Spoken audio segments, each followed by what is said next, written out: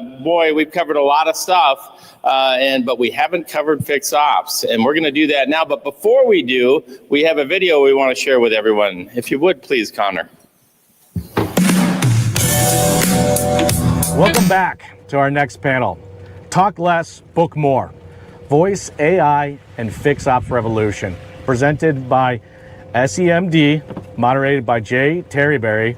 Let's lead a powerful session on how voice AI is transforming service operations from inbound calls to appointment booking. This technology is changing how fixed ops connects with today's customers.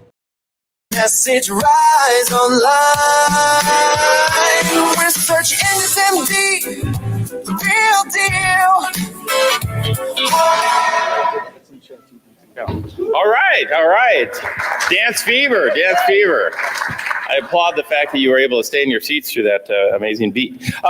Ladies and gentlemen, back to the stage here. Jade Terberry is from Cox. Cox was one of the great sponsors of this event. We thank you for being here. Round of applause to the panel, and let's talk a little bit about Fix Ops. Welcome to the stage.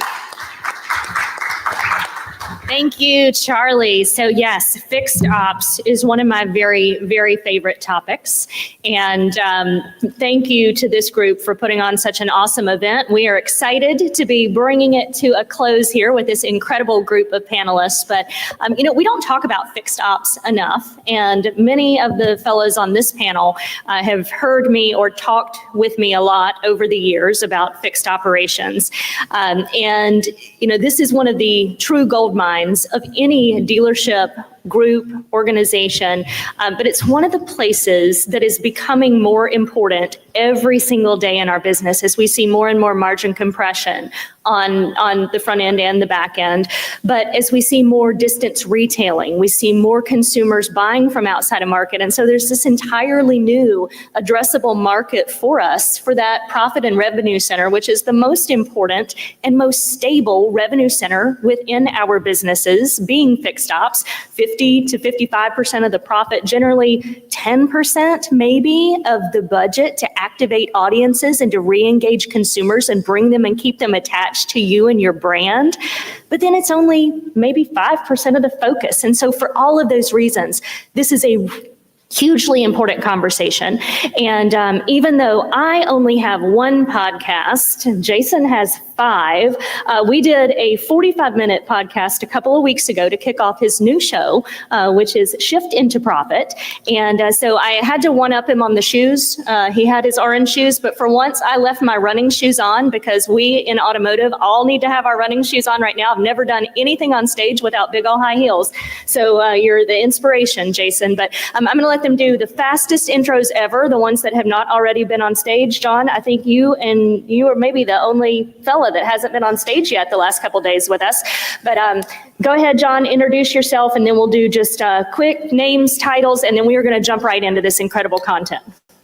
Thanks, Jade. My name is John Vandersteeg, and I'm with Toma. We are a voice AI company that's been around almost 2 years out of San Francisco.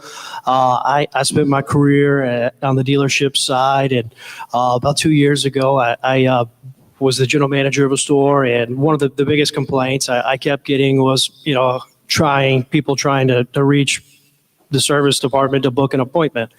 And it was something I couldn't, find a solution, tried. I hired some additional support, was still having the problem. And then just randomly came across these two guys starting Toma. And at the time they were working on healthcare and fintech and kind of curious about our business. And so they had recently gone on a road trip to a dealer in Oklahoma, spent some time there, then came to Mississippi and helped get it set up for me. And I since launched it in another store, and I saw it work, and so I made the move in July to come tell dealers that we've got a solution to help with those phones. So excited to be here. Awesome. So Gray, give us quick intro in this AI voice activation space. Yeah, so Gray Scott, VP of Marketing at Ultimate Toys, but a background in franchise retail my entire career and heavy on the fixed ops side. So Jason, to you, why fixed ops? Why is this such an important conversation? For me right now, it's such an important conversation because we need to start looking at creating loyal customers and not retention. The current stats out there right now is that over 40 to 60%, between 40 and 60% of customers after the warranty expire leaves and no longer service with us. That's insane. I mean, we're just literally hemorrhaging business and we're doing absolutely nothing about it.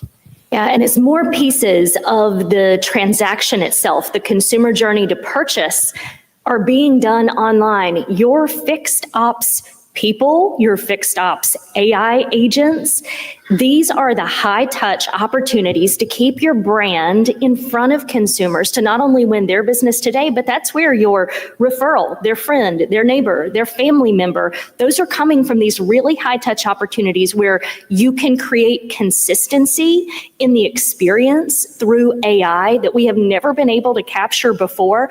And Kevin, you've spent a lot of time across a lot of dealerships, across a lot of different brands, but what are the biggest challenges that you have seen in the past with real people answering and handling and facilitating or trying to the 60% of, let's say, phone calls that actually get answered for people calling into the stores? Well, I actually want to answer two questions. The reason why, from a marketing perspective, fixed ops usually gets neglected is they tell you, well, the service lanes are full. We're booked out 2 weeks, so why spend money to market? That's just the blunt reality of it.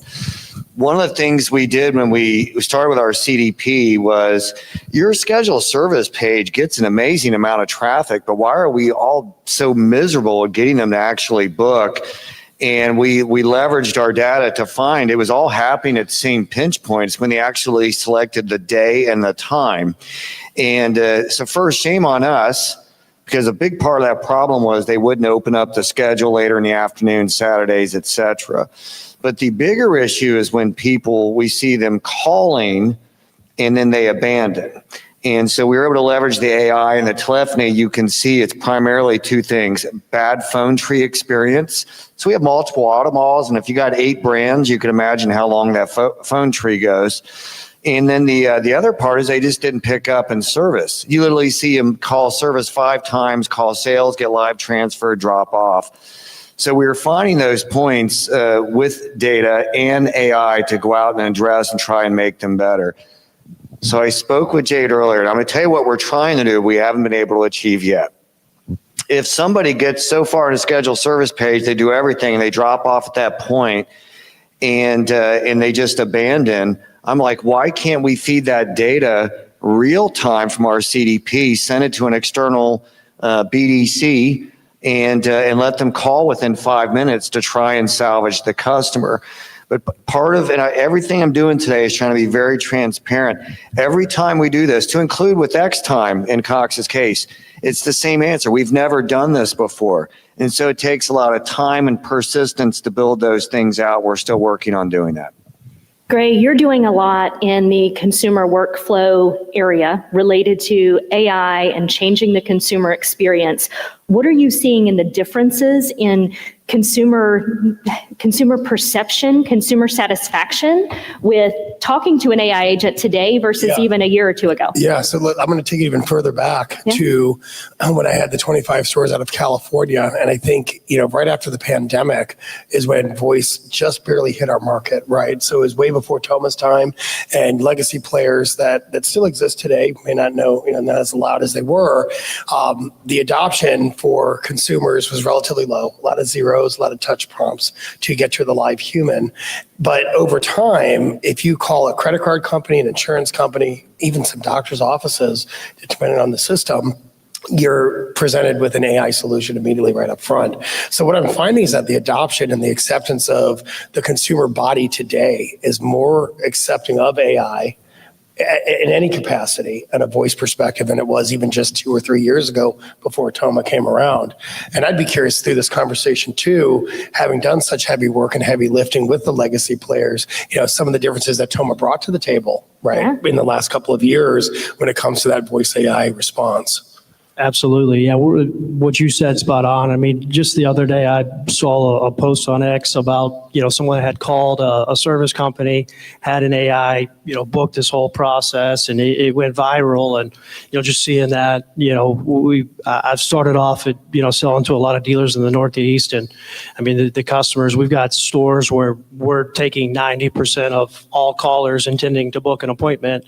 They're just booking it right there. Now, that's a little higher, but I would say the 80-20 rule is, very common what we're seeing in that space because it's just easy to do. Well, yeah, and just again, it's kind of forefront. It's almost like you prefer to do it now. When it's good AI, it's got to be clean. That's be smooth. And it's got to be, it's just got to be smooth. Period. Yeah. I mean, the worst is when they say, please repeat yourself, or I can't help you, or you hit 0 and you're told that that's not an acceptable prompt. Absolutely. We say we cannot be overly rigid and really meet the customer. It's like, if you called American Airlines a few years ago and you said it was your birthday on one of those things, it doesn't acknowledge that. But, if you say anything random to us, we're going to be funny or show empathy, make a big deal, but then bring them back. But yes, we found that really important for adoption.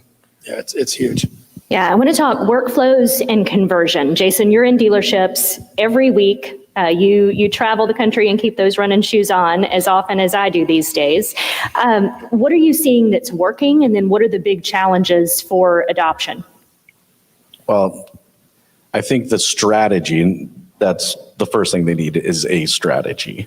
A lot of the times, when it looks to fixed ops operations as far as communication and ongoing customer management, it just kind of like, well, we do this, we do that. There aren't a whole lot of clearly defined objectives.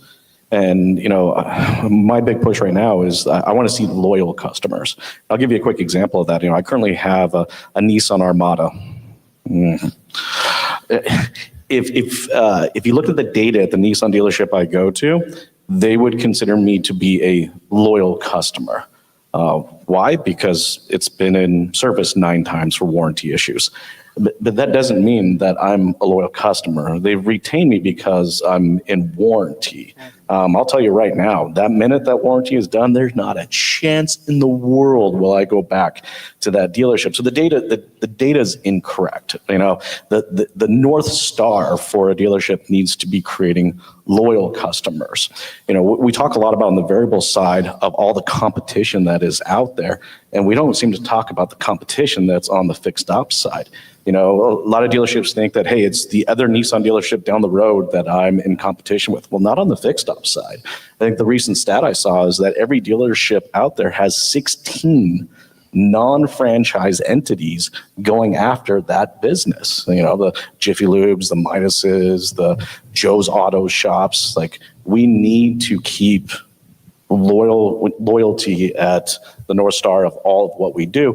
And that's making decisions around communications, how we're using the telephone, how we're using text message. When I had my dealership in 2013, we went right into creating kind of a proverbial bat phone with a texting line, saying that at any given moment, and back then it was crude and simplistic, there was one phone that someone was always responsible for that, any one of our customers could text into with a question or concern or a need of an appointment. Now, obviously, technology has gotten a lot better since then, but if you're getting into the AI for the sake of AI, don't do it.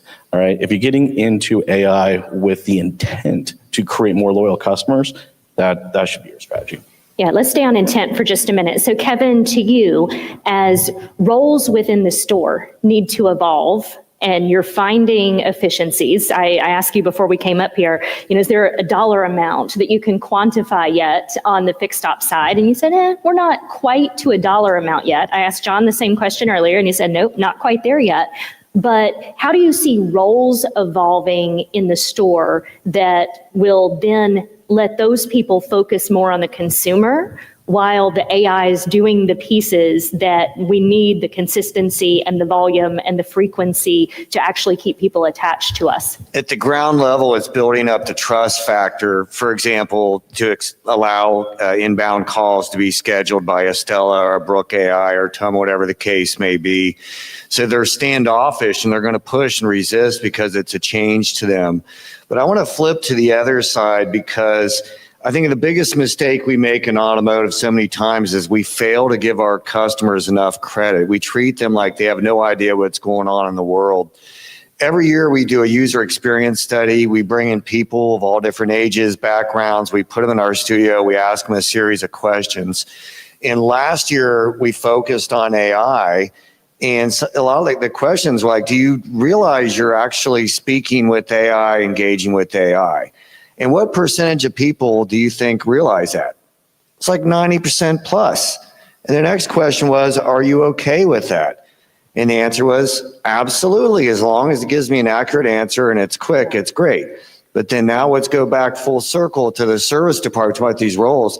People hate that. There's no way they want to do it. I'm like, yes, you're probably doing it every day. Grace, you're spot on. They're already doing it when they're calling a credit card, they're calling Chase, and I'm sure every one of you in here are doing it as well. So our biggest battle is recreating these roles to get them to trust in the tools to make their life easier so they can focus on other things. Yeah, go Gray. And a big part of that is educating your consumer base and your audience that you now offer that as an opportunity and promoting that as a benefit to them, that when you're closed, you're still there for them 24/7, 365. It's kind of how you spin it. Because initially, during the earlier days of the legacy players, it wasn't well adopted. So you had to explain the why. So I think if it's a combination of that plus explaining why we have it, people are all over it. Yeah, I think too, not only is fixed ops so important, but it's one of the places where nobody in the dealership is begging like, hey, can I please be the person to call every declined service? Can I please be the person to go through recommended OEM maintenance schedules and recall schedules and be the person that's calling every single minute of every single day to get people back in here to us because we have a special going on right now. Like, this is actually a space where you can start moving into AI and taking those first steps without actually hurting somebody or having to have this big culture shift within your organization. And John, we talked about that a little bit earlier. You gave a Walgreens and a Delta example from 2 years ago versus today. So tell us more about what you're seeing with dealership adoption and profitability, even if we can't put a dollar amount on it yet. Absolutely. Yeah. One of a lot of dealers are starting off with us where we're kind of in a fallback capacity where we pick up on a third, fifth, sixth type ring situation when no one else is going to answer, and then the after hours. And so that's we've had dealers start, with that placement and then move us up into the very first thing you speak to when you hit, one for service to the actual front of the house where we're, doing the receptionist role. But, it's the first touch point we have with our customers. And, I just think it's so important that, in an ideal world, sure, we would all love, our best advisor answering every phone call, but that's just not a possibility. But let's, try to take some of the workflows and processes that advisor is doing and have the AI do that to, take a large percentage of those calls away so that then we can give the other callers a better experience and a better experience in the store. But one thing I want to add as far as on that line, when I think of AI in the fixed ops department, one of the things I kind of go to is why are we waiting for the customer to call us in the first place? I run a very large BDC for a very large automotive group, and it was our objective that a customer should never have to actually call us to schedule a service appointment. I'm seeing too much AI out there right now that is supporting the reactive nature of the customer management portion on the fixed ops side. When AI can 100% be very proactive in doing this. I mean, honestly, I hate when I walk into a service department and I hear nothing but phone calls coming, because really what that's telling me, for everybody out there watching and listening right now, is that you didn't do your job. Okay, the fact that they have to call you to book the service appointment has always been kind of a big red flag for me. So what I'm excited to see as more agentic AI comes into place is understanding the communication way before the customer needs are. And the funny thing is we have the data out there. If anybody's ever bought a used Audi 8-cylinder, right? And any of the 8 cylinders, we all know for a fact at 90,000 miles, you're going to have to do that timing chain. It just is a truth of it all, right? We have the data. We have tons of data and more examples of that. Why are we waiting until the customer calls us and my engine's making that tick, tick, tick, tick, tick, tick, tick, tick, tick, tick, tick, tick sound when it's like we know for a fact that that's going to have to get done. We need to get in front of it right away. So that's where I'm excited. When I think of AI is having all this different data points out there around how we service the vehicle, what's going on with the vehicle, and getting ahead of that so that my customer doesn't even have to think about reaching out to me. We've already proactively reached out to them to book their appointment or address any potential or predictive issues coming up.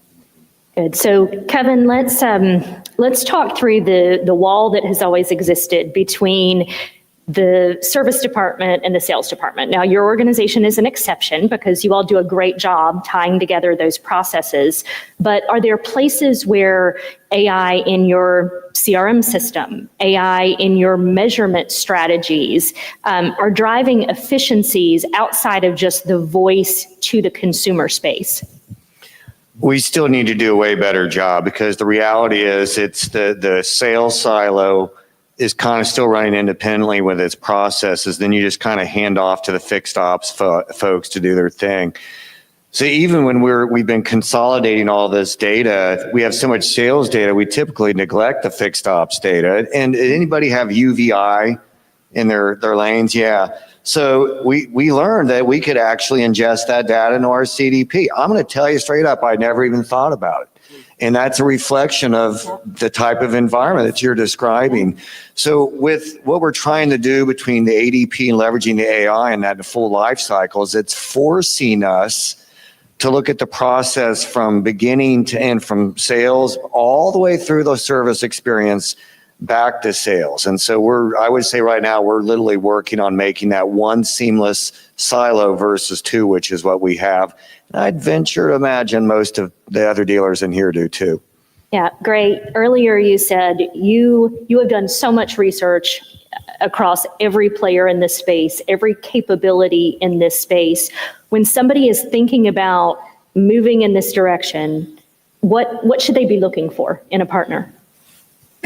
Well, I think the first thing they need to do is look at the team that makes up the company. And there's got to be someone at a leadership level that has automotive operational background experience. I think that is absolutely imperative to like the number one thing, because otherwise you just have a bunch of tech bros that have a cool product in an industry they're unfamiliar with. And there's a lot of learning curve involved in that. Not to say that they can't be successful, but I've seen many companies start off that way and they kind of plateau because during the setup, the implementation, they're hitting all these roadblocks because they don't really understand the business. That's number one. Number two is integrations. So they have to be able to integrate with my tool set or my technologies. And if they don't, they need to at least have some kind of a menu of integrations that I can say, okay, well, I don't use them, but these ones you do, let me consider that in the future. So I would definitely say leadership, integrations. And the final thing is because AI is still relatively new and dealers and in our, we don't have a lot of patience, support. What is the support? How fast can you get in touch with me, or how fast can I get in touch with you to solve my problem? And then the very last thing, which is almost as important as support, but product roadmap. So I signed on today. Here's what we're doing today. Where are we going to be tomorrow? And I'll just give you one example. Like I was thinking about this in this conversation. My other half recently took our Audi in for service for an oil change. MPI comes back. Oh, your brakes are needed and very, very badly needed. Like, you should get them done tomorrow. I said, well, did you get them done? No, I said I was going to talk to you and we'll figure out, well, that's a declined service. There should be something in the system that triggered a declined service to then attach some kind of a savings or some kind of a, here's why. Send the text message with the link, call the link, and AI picks up, I schedule the appointment and it's done. Or it calls me, right? So that would have been like a perfect world. But somehow, how do you create that? If I could build on that for a second. So part of what we're looking to test right now with the Marketing Actionable platform is it's based on that lifetime value and all the data points on each one of you, I'm going to offer you a much deeper discount because I know that's what it's going to take to get you in versus you in a different one. Yeah, that's where it's ultimately going to. But even going back to the UVI experience, so we ingest it, what do we do with it? That's where that pioneer thing comes in. I mean, everybody, it's a wild west right now. We're trying to figure out how do we leverage these new data points to make them actionable. But something like what I said, Kevin, is relatively easy. And then Jason, go ahead. But decline service, if you see that I always respond to discounts, and there's certain like push apps push messaging I get through certain apps for shopping, and it always triggers a response. But you know that the Scott family will respond to $100, whatever it is. And that's not true. I'll pay full price. Not really, because I'm an auto. But anyways, a text message comes out and that's the data. Okay, this guy always services with us. He always declines a service, but after we call him back, he actually follows up with an appointment and gets it done within 2 weeks. That's where the automation comes in. And then Jason, you want to add? And to your point, that's automation. That's not AI. Well, the right? AI would do that. So it's funny because what we're doing is we're taking automation, a machine learning, a workflow model, which we've always had, and putting customers back into buckets. That's not the power of AI. The power of AI is hyper-personalized to each individual customer. I've come in, I'm on my second brake job. I'm right now at 78%. Well, do the calculation. That means that I'm wearing at this rate. Don't reach out to me at 25,000 miles when I'm gonna need it again. You have the data on me. You know my wear rate ratio is this. Reach out to me. You know what I mean? Yeah. It's the real power of AI is not just taking this kind of campaign bucketed approach, which we've always done in the fixed ops department, but hyper personalizing a real communication, relationship. As long as there's that data, specific. right? That's got to have that data. It has to have the data. That's what I'm saying. But here's the cool thing. It's there. That's the best part about the fixed ops side. We have that data. UVI, we know exactly what the tire wear rate is. Some of the data. Wow. And here, I just read a great article on Autoblog. This guy, he brings up an article from 15 years ago. Why in the world in my vehicle, when I get a check engine light, do I have to go hooked up the external port, find out what it is? Why is it right not there in the center screen telling me exactly what I need to do? But as dealers, we can say the same thing. Why is it not just sent to us? I mean, good Lord, how long has OnStar been around? The ability's there. Why don't we get that real time to act on it? And it's probably open another can of worms. It's the who owns the data argument, right? But I mean, listen, I'm with you, brother. I will get tons of data, but some of the key data you think would be simplest, we're still struggling to get. And automations, don't discount them, because I'll give you this. They have no data on me. No. Because I just moved back to Chicago after 4 years. So we were fresh up in the boat and in the system. But with what you're saying, that there is that ability if you have the data, which is key. Yeah, so in your earlier panel, Kevin, you said a couple of things that really stuck out to our team. You said, be the best answer, which you said feed the best meal, which is the data that is underlying. And in that same panel, somebody said, if you do not have a dealership AI agent that is able to communicate with your, let's say, younger generation's AI agent that's actually doing all of the steps, so the majority of the steps for them, you're missing that whole segment. And John and I were talking right before we got on stage, and I'm going to come to you with this question, John, that there is a misperception in our business that some of maybe the older generations, baby boomers, they're intimidated by these AI agents in the fixed ops space. But there's some great data that you all have and some great anecdotes that you're seeing that actually say across every consumer demographic, this is working, especially for fixed ops. Yeah, absolutely. We, as a company, will do blocks where we'll all just, go and listen to calls at dealerships. And, that's something that we've noticed is, kind of dialing it down into that is just to see the engagement going on there. And, even a little thing, but, sometimes with some of those callers, they'll ask for, maybe a direction or an address to be repeated multiple times. And, in the dealership, everybody's doing so many things that sometimes one of your people may say something with a bad attitude, and it will say it 100 times as kindly as you can. But yes, absolutely, we're definitely noticing that trend. Yeah. And so some of you may know, I know Charlie knows, we're celebrating next year our 100-year anniversary for Kelley Blue Book. And you're going to see us making some big investments in the ownership space, because not only is it incredibly important to the dealership and the health of the dealership from a profitability perspective, but it's one of the most important pieces to the consumer now. We just partnered with Experian to offer the AutoCheck Vehicle History Report offered by Kelley Blue Book. And as we are doing those things, we also are incredibly excited that we have just brought ddsolutions, the CRM, underneath our consumer solutions umbrella. So into my world, Jess's world, where we see that the way audience activation and this underlying data that is the only thing that will allow AI to power and be powerful and empower your people and your customers is if that data underneath in that consumer profile is being cleansed in real time, updated in real time, adding all of the signals that are being collected across the entire automotive ecosystem in real time. And so that has been really apparent, because everybody up here has said the positives, and then they said, but it's only as good as the data. It's only as good as the data, which tells me you have to be partnered with the right people and companies that have data. Kevin, we talked about the telephony side of this and the CDP side of this, that consumer record is the only thing that enables and empowers AI to do what Jason mentioned a moment ago. Make it real, make it memorable, make it completely and totally so personalized to that consumer that they cannot believe how positive the experience was. And again, that's your fix stops, why it's so important and why I believe it's the first and easiest step to move in the direction of AI, because again, nobody's waving their hands at the dealership begging to be that person that calls the last decline maintenance that left your service department 2 hours ago, but to make it real and different. So Gray, in the space of personalization,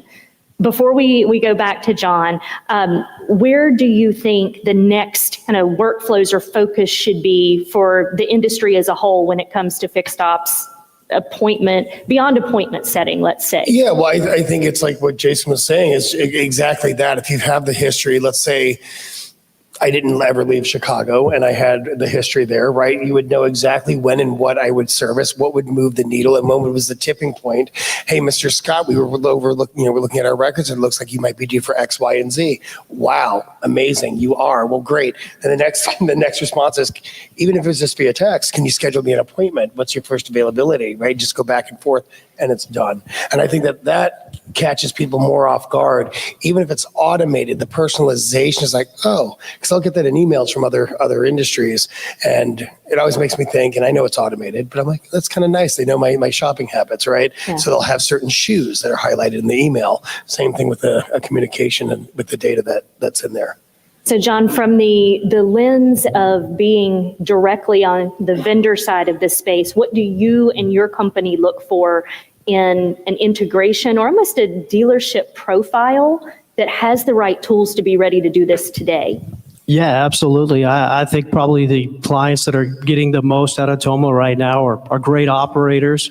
It was mentioned earlier. I mean, the first piece is the integration and a tool, the dealer having a tool that we can, do API calls with.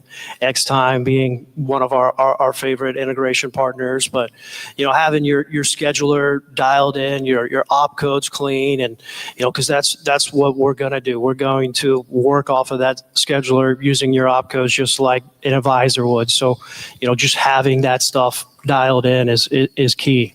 And Jason, anything you want to add to that you're seeing?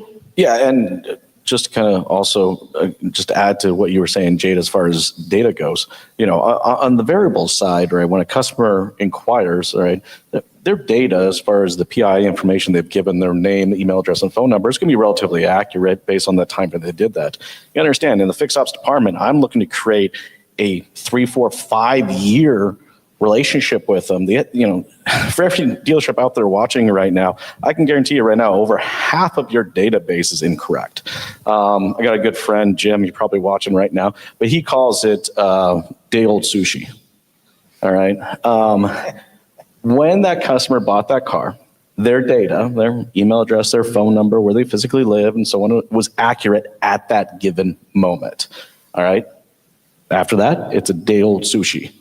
And if we're not investing, especially on the fixed op side, if we're not investing in ensuring that that data is accurate, but it's also not just the customers. I think what dealers have to understand is that your responsibility is not to the customer, it's actually to the VIN number. All right. So if that VIN changes hands, you are still liable and on the hook for that vehicle, especially when it comes to Safety and Recall Act, where it's like you have to communicate to us. So it's like, if you think about the 20, 30, 40,000 VINs that you've touched, all right, that you sold, you're responsible for them. It doesn't matter if it's on the third owner or their fourth owner, that data needs to be consistently updated to that VIN. And if you don't have that, then again, you're fighting with one hand behind your back. Yeah. So, John, you were mentioning earlier some of the kind of outside the box campaigns, promotions, different types of offers and workflows that I hadn't even thought about in the fixed op space. Tell us more about that.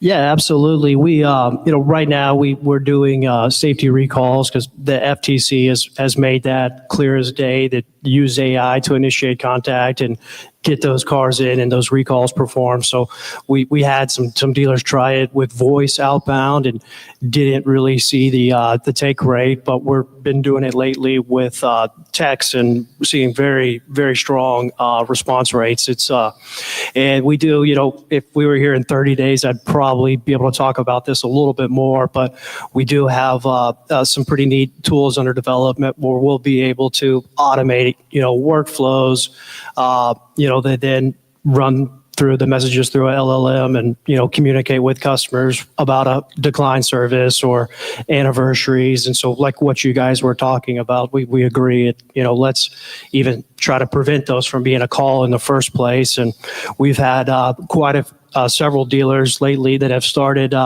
doing an inbound text line with us where, say a customer leaves their service department, they put that sticker up on the dash or the window, text it in for your next appointment. And, we don't ever send a form. We found those forms have very high bounce rates. I think that was brought up earlier, but, it's going to be like texting someone on your team. So those a couple of the use cases right now. Yeah, Jason, I saw your finger pop up a couple times. I know you want to speak to that one. Well, there was definitely a few aspects of that for sure. I mean, recalls are huge. I think a lot of dealers out there watching, listening right now is the OEM has transferred the liability and responsibility of the recall over to the dealer. And this also includes vehicles that you've never done a transaction with. And I think dealers may be surprised, and maybe some know and some don't know, but you are not just more welcome, you need to actually reach out to any vehicle in your PMA, regardless if they've done business with you when it comes to a recall. I love how the manufacturer transfer that liability, but as dealers, we're responsible for all my make in my PMA and make sure that those safety recalls have been handled. Yeah, and we talked about that in your Shift into Profit podcast quite in depth. Again, that distance retailing piece becomes a bigger portion of everybody's variable ops sales market share. There are a lot of folks in your own backyard, on brand and off brand, that you have an opportunity to capture if you're being incredibly proactive for how you're reaching out. So, Kevin, you all do a lot of proactive things to conquest and drive folks and attach them to your brand. Give us an example of maybe a challenge and a success that you've seen taking that approach. Well, part of what we're trying to do, and I'll give you an example of CDP play, is so you're working a new lead on a car, they end up buying from a competing dealer. When we want to communicate with them immediately. So what we were doing was working with Urban Science once a week, doing a manual response, a survey, why did you buy from us? And then about a month ago, we finally got an API built out with Urban Science so we can see real time if they bought at a competing dealer, whether it's new or CPO. Now this survey is automated, but what we're doing now with that is we're giving them a strong service offer. Hey, I know you bought at ABC dealer, but come to Jeff Weiler, we'll give you much better experience. here's a significant discount to get you out on your first oil change, whatnot, to kind of try to take it to the next level. I love that. Eric and I have been talking a lot about how do we start to pull some of those insights into the CRM, into the consumer profile, so that those are available at scale across your organization. So as we start to wrap up, we always have to ask, if everybody only takes one thing away today, what would it be? And I'm going to go in reverse. So Kevin, I'm starting with you. What's your one big takeaway? I'm going to keep mine really simple, and this applies for anything, fixed ops, variable, you name it. Whenever you have a difficult decision to make in automotive, you only have to ask yourself one question. Does this make us more consumer facing? Does this make us more consumer facing? If the answer is yes, you're going to win almost every time. If the answer is no, you're going to lose almost every time. Jason? Nobody likes day old sushi. But no, I mean, I know I'm making kind of a fun at it, but it's true, all right? If you're not being proactive with your data management, you are literally feeding your AI, you're feeding your BDC, you're feeding your marketing team day old sushi, and you're not going to get anywhere with that. That's one. Two, when you get into AI, it's not a proverbial checkbox, okay? This is not just something that you just, hey, I need this because everybody in my 20 group has this as well, all right? The intent should always be, to Kevin's point, customer-centric, but change from a reactive strategy to a proactive strategy. John? I'd say, it's easy to make a voice sound really good on a demo or presentation, but the real hard part is to have it convert, booking those, appointments and taking care of your callers. And there's also a, security risk. And, so definitely something that, as you guys are considering these type of tools to keep in mind. But, I think in the dealership world, we're all used to a lot of pressure, but I feel like it's maybe more now than ever with, the Teslas and the other outside influences. And, I just think we've got to make sure we're doing the best job we can with our customers and, from the very first touch point till, the whole life cycle. And I believe AI can be a tool to really help dealers utilize that and do a better job. I would say at the end to create a frictionless satisfaction machine. So frictionless satisfaction. When it's frictionless, the customer feels good. They're satisfied. There's no pain.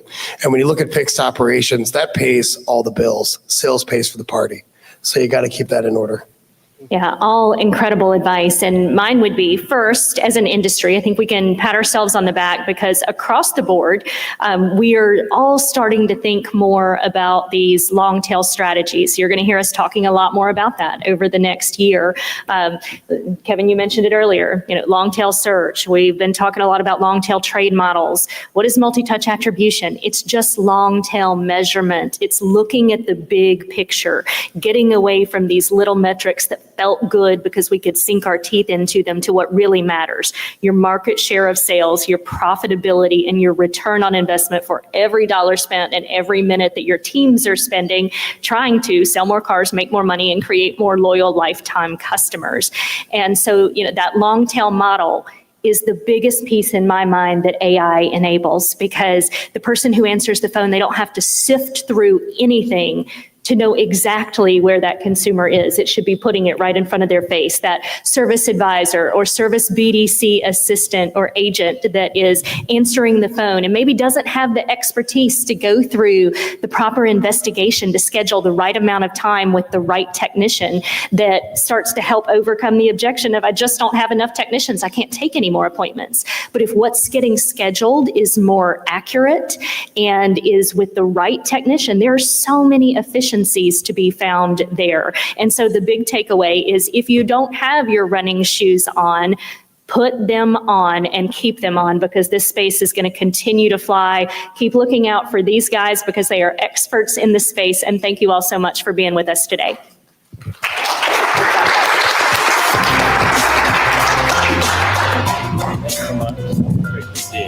Thank you all, gentlemen. So my takeaway is Jason not to buy sushi at a truck stop anymore.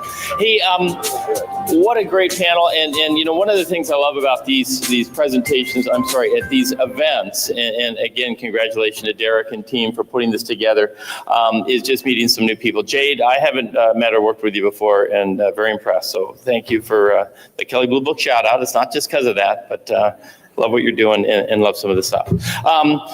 If we could, Connor, we've got a video to show, and in the meantime, let's get our content panel headed this way, please. Thanks to SEMD and moderator Jade for an amazing discussion on voice AI and fixed ops. We'll be back shortly with our next session.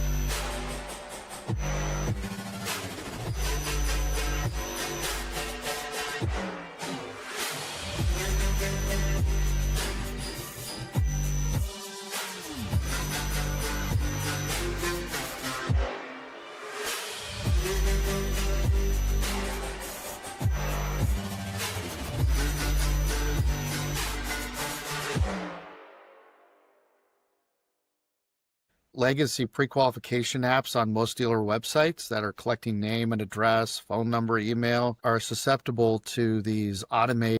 Welcome back to our next panel. AI, can it be used for effective content solution?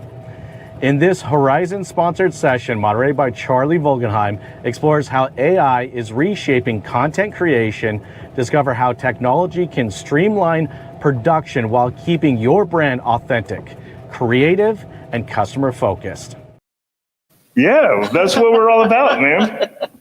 Nice. So I know you've been up here already. Remind everyone who you are. That was Horizon. I think that was a great presentation, but background-wise. Yeah, co-founder at Horizon, 25 years in the industry, started in a decade in retail and then moved over to big corporate media, broadcast organizations, transforming into multi-vertical digital broadcast organizations, and then into ad tech with Pure Cars. But yeah, seen a lot of sides of this thing and just trying to bring platforms to the market that can help dealers and agencies accelerate. Great. And yep. I'm Ben Carsley. I'm the Vice President of Content and SEO at C4 Analytics. So coming up on 12 years of automotive SEO experience specifically, which I think somehow makes me one of the least tenured panelists we've had so far, which I don't feel young. And when I started, the purpose of developing content for dealerships was to make sure you had one of those first 2 or 3 blue links and good scalable dealership content. What was in vogue was a 300-word blog post every week regurgitated from an OEM press release. And it's a little different today. Yeah, and again, when I think about content, when I first think of it in an AI sense, I think about, of course, what you were talking about, CEO, how is AI going to replace what was traditionally considered? And then, of course, there's the whole other creative side. What can, AI be making? And of course, in some ways, that's the AI parlor game, as I call it, turn me into a squirrel and have me run around and buy a car or something like that. But let's start with the changes. I mean, is there some immediate, is it going to be a slow burn? Do the dealers need to be changing right now what they're doing, how it's being attacked? Yeah, I think everyone at this conference has actually done a really good job putting it in context. We've been relatively devoid of AEO, GEO, snake oil upsells, which always is good to see. That's, in a lot of my conversations with dealers over the last 18 months or so, it's been educating them about, what AEO, answer engine optimization, GEO, there's 10,000 new acronyms, what those actually are. Is that SEO? Do I need to pay for that on top of it? And no, it's offshoots of SEO. It's the way SEO is evolving and is certainly evolving very quickly. I think one key point we've hit on a few times is, the overall percentage of traffic that dealers are getting from LLMs and ChatGPT and whatnot is still minimal. Obviously expected to grow. And, what we're figuring out and what Matt is figuring out is how do we help that grow as quickly as possible, not at the expense of traditional SEO and local SEO, but complementary to it. Yeah, and again, not at the risk of, does it matter if we've got it figured out that we make the move, or do we have to keep our foot on both sides to make the transition? I think dealers who have been doing traditional SEO right inherently have a leg up in LLM search and in AEO and GEO because a lot of the underpinnings are similar. There are technical nuances and differences, of course, but the foundation of a good core SEO strategy, which has been helpful content, unique content, anything that actually gets a dealer to differentiate from other dealers, is largely what is going to carry success through to, LLM search as well. Right. Matt, let's add to that. Yeah, I agree with that. We've been watching this space evolve for the last 2.5 years. Google's put like this docile name to this series of algorithm updates, the helpful content update.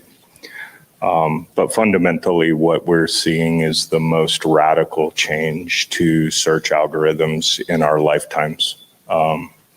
Meanwhile, they're quietly retraining every one of us and every one of our customers to interact with what we will know to become the evolution of search in new ways, right? So it's funny to me, coming from dynamic advertising in a former life where we didn't have SEO, and I always lamented the fact that we didn't have a lot of control over the quality of the content on the site. We used to talk a lot to dealers at Pure Cars about listen, get your SEO company focused on the 20 to 50 core keywords that you really need to win. And then, because they have limited bandwidth and they really need to just own those pillar keywords. And then allow dynamic search to solve for all the other permutations that a customer might do. Well, fundamentally, we're at a place where that has flipped on its head, right? And we see this in practice. It's not just theoretical, right? And I'll speak for Stefan a little bit because he's not here, but fundamentally, this was a fairly high caliber Audi store that was spending $30,000 a month on paid search. A year later, right, he was saving $360,000 a year in paid search and had tripled ASC conversions from organic over what he was paying $30,000 a month in paid search for previously. So the efficiency opportunities are massive. Really what we're looking at now with AI powered content, and don't get me wrong, I'm not a guy who's going to sit here and recommend that any dealer ever just goes to ChatGPT and says, build me a blog post and paste it onto the blog. you will, like the March core update, Google now penalizes that at the highest possible rate in the algorithm. So fundamentally, there is real tactile need for human plus AI collaboration and leveraging AI to accelerate throughput from a content perspective to effectively start to be the authoritative answer to all of these questions, fixed ops, variable ops, collision, F&I, that a customer has every single day, so that you can meet them at that moment of intent and logically guide them to the next conversion point after you've established trust. So it's a new world. So again, if anybody sees John Fitzpatrick walk in, tell him we've got a seat for, oh, there you are. It's not 2:15 yet. I know it isn't, but these guys were very They got anxious. their foot on the gas. We had nothing to do with this, John. I will take the blame. We're moving everything up a little bit. We just took the breaks away. It's too nice out. Someone's trying to get 9 in around here. Oh, that's great. Here, sit down. Hey guys, how are you? Sorry. Hey, late. John. I guess I'm late. see you, Good to buddy. see you. No, we saved you a seat. It's all good. Thank you. Yeah. So I don't know if you heard anything he was saying, but. Did not. I just walked in. Sorry. Okay, that's all right. But let me just finish the thought, and we're talking about SEO conversions. You can't not mention the Google algorithm, and again, them penalizing if you just do a full ChatGPT content creation. But when does Google stop being the gatekeeper to all of this? When do we not say the Google algorithm, or is that just? I mean, there's a lot of hype about AI engines right now. And if you look at ChatGPT's growth rate from a user adoption perspective, it's alarmingly steep. But fundamentally right now, ChatGPT has less queries than Bing. So it is still a rounding error in the overall human behavior. A lot of us start to think like when we use it every day, holy shit, everybody must be doing this. But the reality is it's still a rounding error in the overall search sort of share of voice. And what I can tell you is that Google is sitting on a mountain of cash and are not going to take this lying down. No.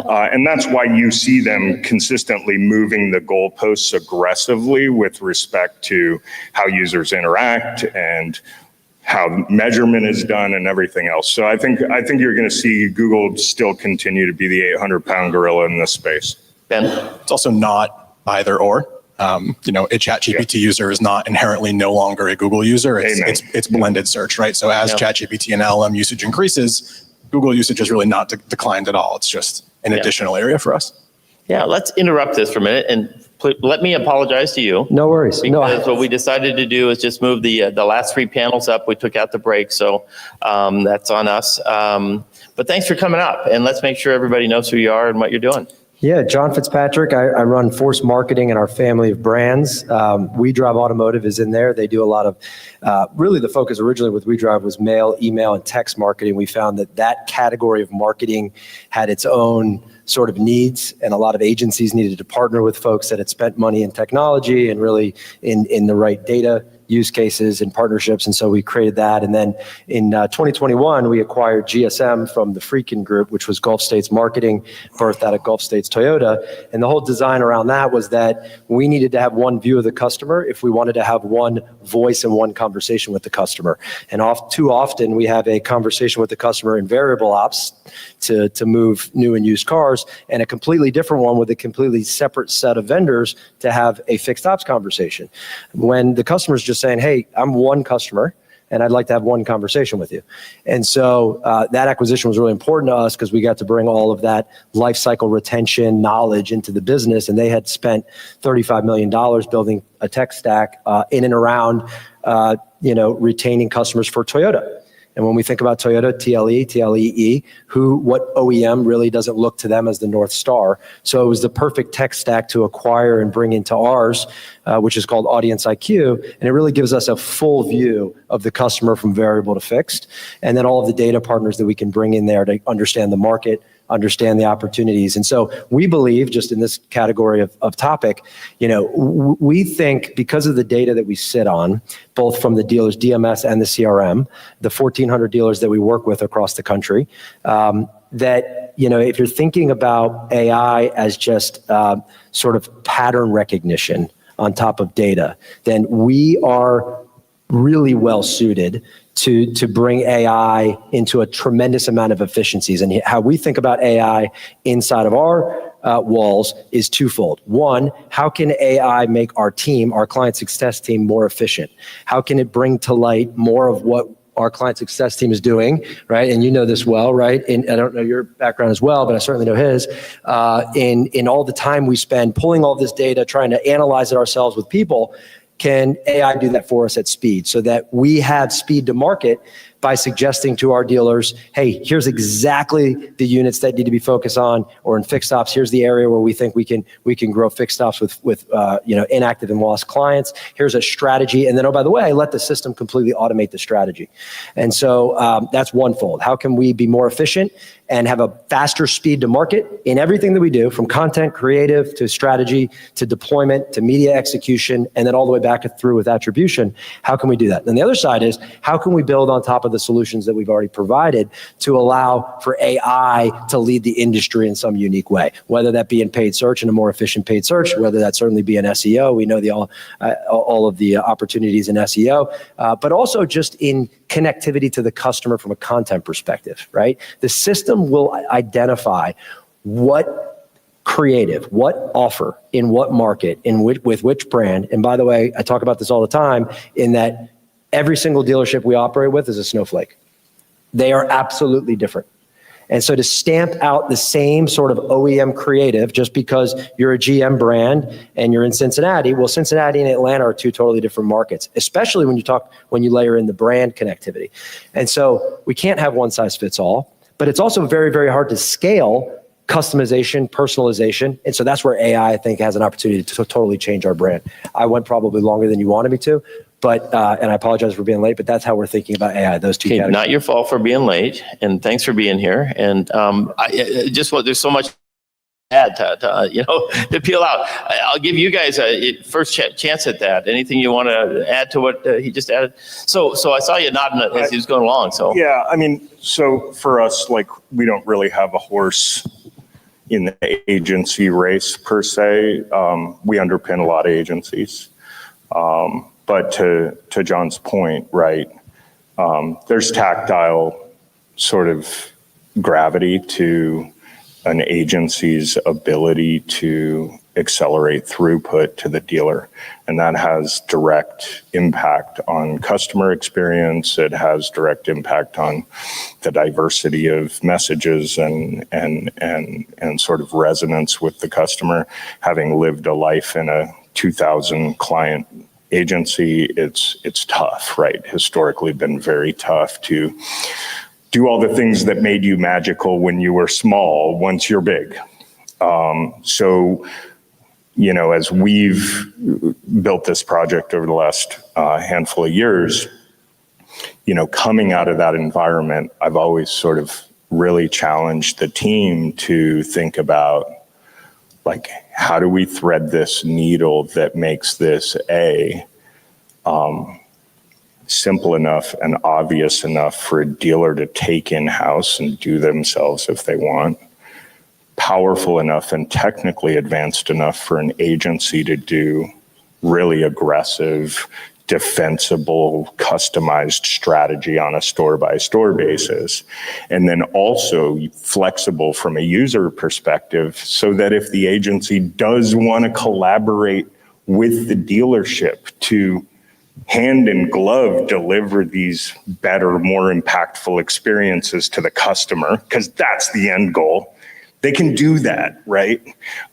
Through shared seats and shared collaborative creative environments. Because often what we see, right, and like I'll put it on fixed ops because like this is the glaring opportunity that's been a head scratcher for me in my last 25 years in the business, is like, I'm sure any of us have gone and, searched for what part do I need to fit my car for some issue. And pretty instantly, you end up on some obscure blog roll from like some 90s looking blog, some random dude talking about it might fit with some duct tape. And if you carve one flange off with a Leatherman, like there's this huge delta and sea of confusion with respect to OEM parts, service intervals, maintenance recommendations, things of that nature. And dealers, by default, like every dealer is the de facto expert in their market. They have the expert people, and nobody knows it because they don't carry it through anywhere in their own content. They don't publish authoritative content about fixed operations, guides for customers to better understand how frequently to maintain their car based upon their driving schedules and how many miles they put. And it's in every dealer's defense, been really hard to do, right? Your fixed ops director knows everything about cars and maintaining them. They don't have time to write long form content or FAQs or anything else like that. And so for us, like we see this tremendous upside emerging for dealers to really start to carry through their expertise to the market and feed not only their customers with better, more helpful content experiences, but also the army of AI robots that is rising right now to do that research on behalf of searchers. So it's a very, very exciting time, and we see evidence time and time and time again, regardless of where a dealer starts. But to your point, if they have a good SEO fundamentals basis already in place, good technical site speed, things of that nature, acceleration that is frankly, like we knew this project would work when we started. We had a pretty good sense. We had no idea the level of acceleration that dealers would see as we've built this project out. So, boy, I'm just excited for the industry. I'm excited for the opportunity to give back to old agency friends, new dealer partners, and really sort of prime a platform for this industry to fly. And, let me add, Matt, and all of you, again, when the internet rolled out and dealers were successful on it, they were really just getting business from other dealers. Obviously, the entirety didn't grow per se. And you're seeing the same thing as you're seeing the successes with the dealer in the project that you're rolling out now, or? Time and again, our chief operating officer right now is going through a litany of case studies with dealers that have given us access to Google Search Console and GA4. And we'll be publishing averages across all dealerships. But again, like we're a tool, we're not a service. It's like performance is as good as the input. Right. And going back to you, John, you made a great statement about incorporating all of the fixed ops information. Were you in here for the fixed op panel just before us? Did you get the chance to see them? No, I'm multitasking. No problem. I'll just fill you in on briefly. Again, it's all about how good is the data between the two, and that's sometimes the big gap is it's at one end and not at the other, or it's inconsistent between, or just incorrect. So can you talk about that a little bit with? Yeah. So the data component of fixed ops. Yeah. So first of all, we all know we're sitting on a tremendous amount of data, but how much of that data is clean and ready for ready for AI or ready to have a conversation with a customer. Inside of our platform, we see as much as 30 to 35% of the data is just not usable. And so a cleansing process is a big part of, any modern day marketing. And that's effort. Pretty consistent. Constantly cleaning. I mean, you have to. The panelists, You have to be, right? And especially if you're ingesting both DMS and CRM data, then there are complexities there. But look, if AI truly is, just pattern recognition on top of large data sets, then the data set that you're on top of needs to be clean. And so that's where you're seeing that come from. And then what we're finding is that one of the things we did pretty early on is, and this was just advised to us, is just, hey, have a Google worksheet, right? Where everybody who's leading any sort of AI initiative in the organization has a prompt list. So in all the different sets that they might be asking the technology to do something, what prompt did you use? Because what we're finding is that sort of if I use one prompt, you use a different one, and you use a different one, none of us are really getting that much better because the system's just going to keep coming back to you and say, well, what did you really mean? And what's the further question, right? So instead, let's operate off the same set of prompts and then refine the prompts more and more and more. That advanced us. That alone, that one thing, advanced our systems quite considerably because we started asking the right questions for the tool to do a better job. And so we're seeing, just from a content perspective, we're seeing huge opportunity in asking the right prompts so that the content can be delivered the right way so that we can then analyze, is that something that's scalable? And if so, how do we continue to build product around it? And carrying that theme, I've heard the term master prompt for a business, or in your case, for a snowflake, so to speak. Yeah. Is that something, a term that you're utilizing, or are you creating for the individual dealers? Or we haven't used that term per se, master prompt. it's almost like, again, it's almost, and maybe it's the list that you're having, but it's in front of everything, so you have a consistent form of communication. Again, Yeah, we're just recognizing like the trial and error that's happening in the world of AI is important. And so if we can start from the same basis point and then just refine it, like our big thing is refinement. How can we just get more refined in not only our own folks using AI,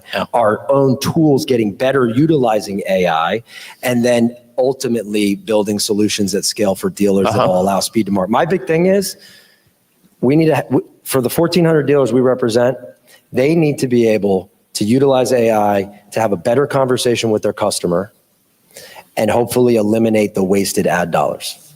There's still far too many dealerships wasting ad dollars, and hopefully this next generation of technology should allow for a lot of those dollars to drop to the bottom line while at the same time improving the customer experience because we're having a more personalized one-to-one conversation with many. Yeah.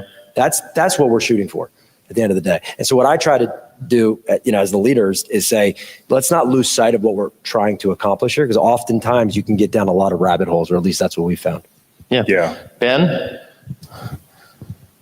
I think the simplest way I could put it is it's a little bit paradoxical, but the fact that AI allows us to scale so well is what gives dealers the opportunity to add more uniqueness and more personality into content because we don't have to worry about the commonality anymore, right? The commonality can be done like that. And that gives all of us an opportunity to coach our dealers to get out there and give humans and search engines and LLMs a reason to cite or show you over everyone else who is offering more or less, what you are offering as well. And we're still in an industry in which a little bit of differentiation goes a long way. I think we're going to all see that continue to change.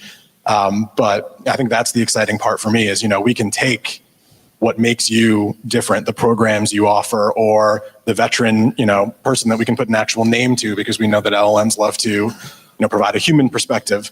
It's easier for us to work that in now and to sort of tie all these traditional SEO campaigns back into core branding as well. Yeah. What's interesting is as you're talking, and I'm thinking about, again, and you mentioned Toyota, so I can't not think about franchises, I'm sorry, the OEM wanting to get involved in all of this. And, you're coming up with creatives and content, and you're treating them as snowflakes, and every now and then there's the message from on high to try and normalize or corporatize the message. Can we talk about how is that, and what made me think about it is when you were talking about how we can individualize it at the same time. So, yeah. So I'll touch on something John said, which is valid first. We look at it a little differently, but yeah, like you're sitting on mountains of PII data and CDP data and other things like that. So yes, it is really important to have a clean house, whatever data that you're looking to leverage in content. But because we didn't start from that place, we don't touch PII at all. We set out to solve some challenges around like speed for setup. I want an agency to be able to spin up an account in 2 minutes and fully train it in a half an hour. But our system, rather than like having preset prompts, we have preset data infrastructure that then feeds custom code into prompts. Our prompts are roughly 2,500 lines of code right now. And that's if you're not like looping it through an API to you where you incorporate PII incentives, other things like that. So we think about that a little bit differently. And I think it's one of the reasons that OEMs have taken some interest in the conversation with us, because a needle that we've tried to thread is in such a heavily compliance governed environment. How do we take the considerations of the OEM, the considerations of a large group that may have some branding concerns around the entirety of their dealership group, but also empower each store to still carry through its own DNA and culture and community commitment and all of the things that the store wants to sort of carry through the customer to differentiate themselves from the other Starbucks logo on the next corner. And really thread that needle to be sort of respectful and mindful and compliance aligned with all of those interests.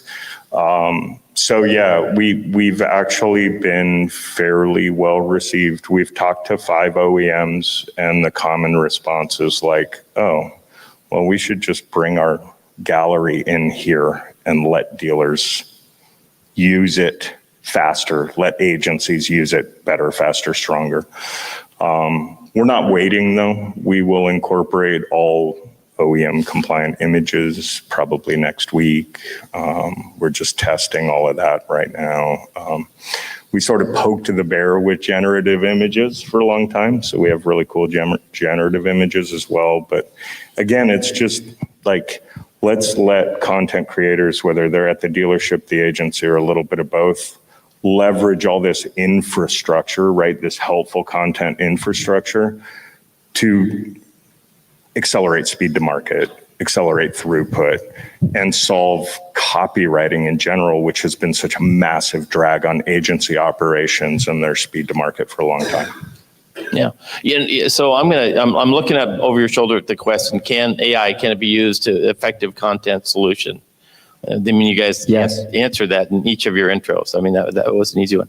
Let's make sure we're covering the front end of that, which is again to answer the search or to get the internet person engaged with your dealership. Have we covered all the things we need to on that? Because you touched on generating images and things like that. I want to go to the other side of content, which is, again, some of the creative side. But I don't want to leave this behind. Did we cover everything we need to on SEO and making the transition to AI helpful content? And I mean, it's not set yet. I mean, it's not like we just can flip the switch or anything like that, as you guys said. Yeah, but, I mean, I touched on a little bit in the last session the other day, but we're just in a new world, right? Where I hear a lot of agencies, and I think Ben touched on it at the beginning, talking about like SEO and any of those acronyms I called out in our sizzle reel as like separate things.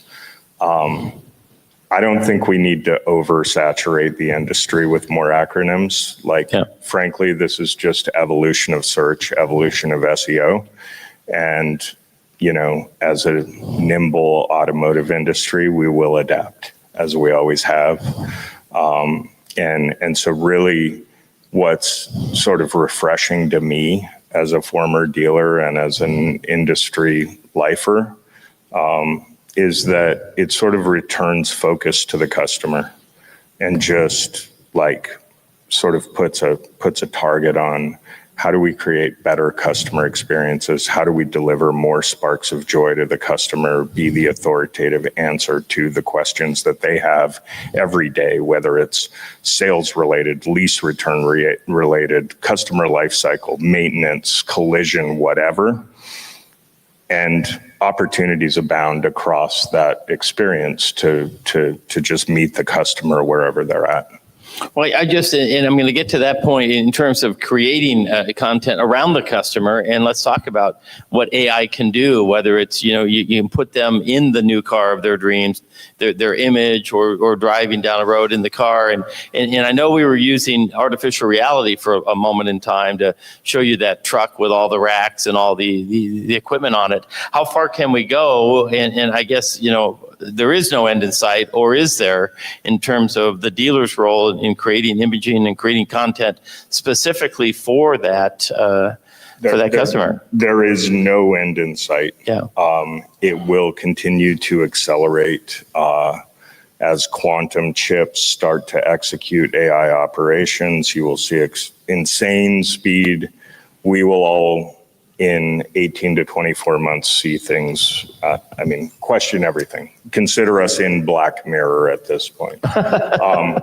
For us, as sort of an innovator and an explorer of this space, we are already testing things that drive us to fairly profound ethical considerations on a regular basis. And I continue to carry through to our team the mantra that just because we can does not mean we should. Well, and again, that touches what Derek was up here a little while ago talking about, trying to get, the industries, try and understand where, the ethics of AI, how far do we go and things like that.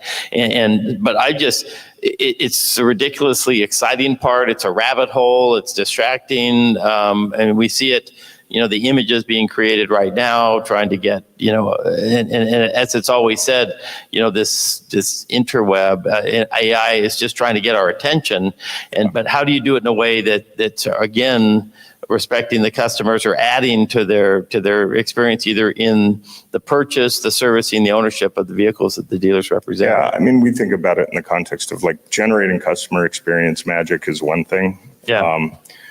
Oftentimes where we encounter a lot of these high gravity ethical concerns are things like digital replicas, right? Often a dealer will get very excited about oh my God, this is amazing. Can you create digital me and, build an avatar that can interact with customers or interview applicants or whatever else? And the answer is absolutely yes.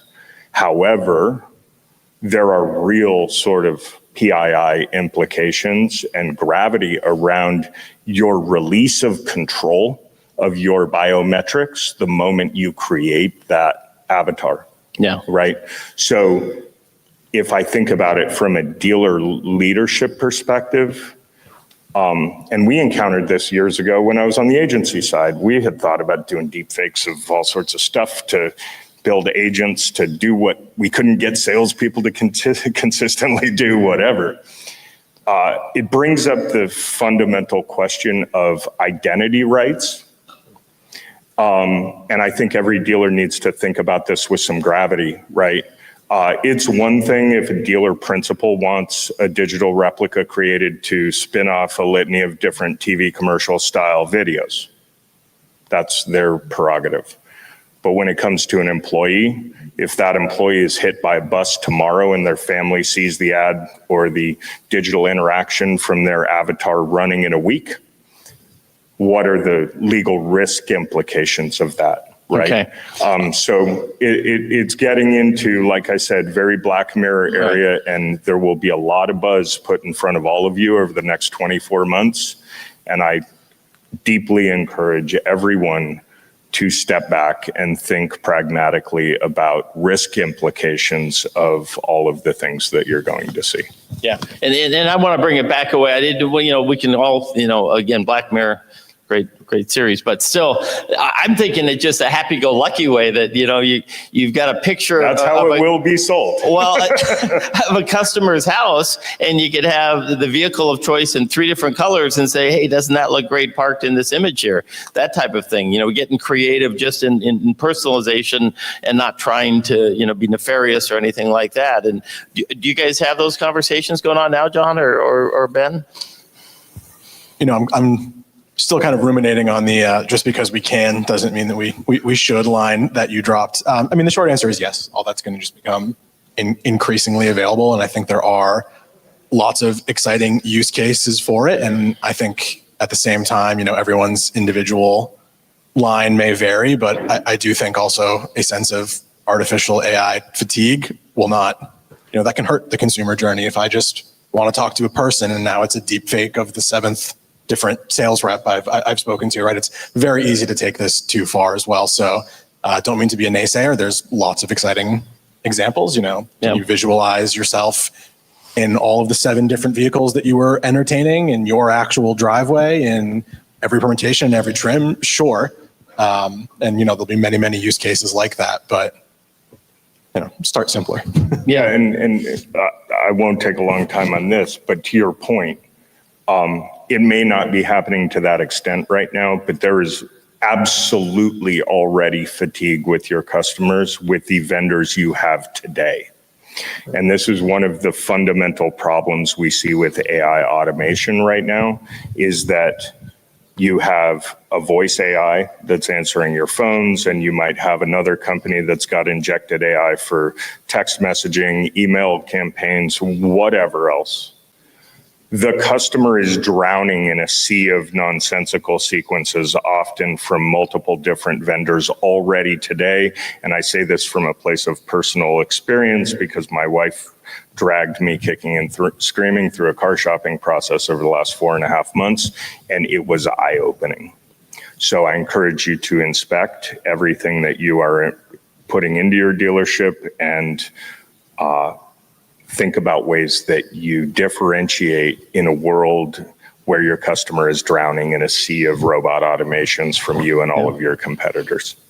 John? Yeah, a couple things he said there. One, I totally agree that there are too many vendors operating inside of a dealership, right? So I was joking. I don't know if it was a joke or not, but at the Auto Tech Conference in Denver, I just said, pick your ponies, right, that you're betting on, right? And then just allow them to collaborate, because when you're working with 18 different marketing partners, you're not managing your ad budget, you're managing your vendors that manage your ad budget. And there's 18 different strategies, and that just tends to not work. This concept of virtual reality and will we, have, goggles, and yes, we're going to get there at some point. But it's like, to me, it's the same thing as digital retailing that was so big in our industry. If we're all going to be digital retailing, and we sit back here in 2025 heading into 2026, and how many cars are actually being digital retailed, right? There is this component. We in auto have to walk this very thin line of GM, I need to hear right now, I need to hit my month. That's the goal. We need to also be innovating for the future. And so where does innovation meet market fit is what we're always, right? Certainly some percentage of our time needs to be spent on what's going to happen in the future. But the large majority of our time needs to be on the market fit of what the dealers need right here, right now, to take the data they have right here, right now, the teams at their dealerships, the inventory on their dealerships, the market potential inside of their market, and win right now. And how can we create products that allow them to do that at a faster pace, at a less expensive place than whoever it is they're competing with in that marketplace? And help them avoid risk. Well, avoid risk. You're bringing up a big topic, right? I mean, this is the behind the why can't I have 18 marketing vendors? You have 18 hands in the data cookie jar. That's going to cause a problem. If we didn't learn from CDK, last year, 2 years ago, whenever that was, right? We are susceptible to that right now. If 18 different vendors are trying out something in AI, okay, then these systems are getting a tremendous amount of your data. Well, whose data is it now? Yeah. Right? And so we have to ask our question, that we have to be just really monitoring, like, hold on a second. I know we want to advance AI, and I know we want to be the fastest to it in whatever dealer group we're in. But who are the partners that are really rolling up their sleeves and helping us with that? Because if it's too many and too many widgets and too many one-offs, that presents a really serious problem in data security and privacy that will absolutely come back and get us. Yeah. And I'm just getting fascinated by reading stories in other categories where AI has just kind of taken it and run with it. and in some cases bought big, expensive things because it learned, and we gave them permission to learn, and we gave them permission to access all the apps inside of our phone, and we gave them permission to say, yeah, go ahead, here's my data, just make it faster. And by making it faster, we got ourselves in a problem. And I think about that with the second largest purchase that our customers are going to make, what we sell in auto. Right. That's a big problem here. Well, we need to be focused on right now, not like when it blows up, right now. What? And by the way, when you said 18, there's already 24 now because there were 6. 24, it's a lot. No, I'm just saying. It's more than it should be. There's just that many every 10 minutes. It's growing that quickly because it becomes something, and it's so exciting, and it does things that are distracting. The dealers that challenge me on that, and I don't know what the number is, we all just know it's a lot. Yeah. And they're like, I don't think I have that many. I'm like, all right, let's start here. No. You have a Cars.com rep, Auto Trader rep, True Car rep, Car Gurus rep, Edmund. Yep, I got all those. Okay, well, you got 5 right there. Yeah. And there is something to that, right? How can we streamline that in a way? And then again, I get back to the variable versus fixed. There's a variable conversation. There's a fixed conversation. Yeah. Unfortunately, the OEMs drive a lot of this, right? So it's like, let's get the OEMs in the room on this, right? Because the OEMs are the ones handing out the free money, so to speak, through co-op that absolutely limits innovation for the most part. And I'm on a lot of these certified programs, so I know I'm in on that deal, right? But I have to be. Right. I remember sitting down with the folks at Berkshire Hathaway, one of our best clients, and I was like, I don't really want to go down this path of getting on these lists. And both Jeff and Hassan said, John, you have to. You have to. Because we can't partner with a vendor that's not connected to the OEM and the co-op dollars that flow. Yeah. And so let it be our option if we want to go on program or off, but you have to have that option for us if you want to play with the big boys. They were right. But the problem with those is then we look at, a lot of boxed out innovation strategies that tend to not change as fast as we would all like them to. Right. Right. And somebody's got to figure that out. Well, and again, and my joke was more about that their AI is going to enable to be vendors to create companies that didn't exist 10 minutes ago. There's no doubt. And they're going to, again, it's a bright, shiny object that, again, we're out of time. Did we tell everyone what they need to do to go and be successful with this? We're all trying to figure this out. Let's not kid ourselves here. An AI conference is a bunch of people that are on the tip of the spear of trying to figure out how to utilize exactly. it. That's just where we're at. And if you're trying to say that you're more than that, I'm sorry, I don't believe you. Yeah. Okay, I just don't. And so, right, there's just too much to be learned in this ever-growing category. And I love that we've got a room, right? I wish it were much, much bigger than this. We're streaming it. These are the leaders right here. Yeah. This is the leaders of thinking about how do we take this into the next generation and be ahead of the pack. Yeah. I think there's, and I think Ben will probably appreciate this tee up and he can finish, but I think, when we talk about low risk opportunities to accelerate, content is one that represents a significant upside immediately.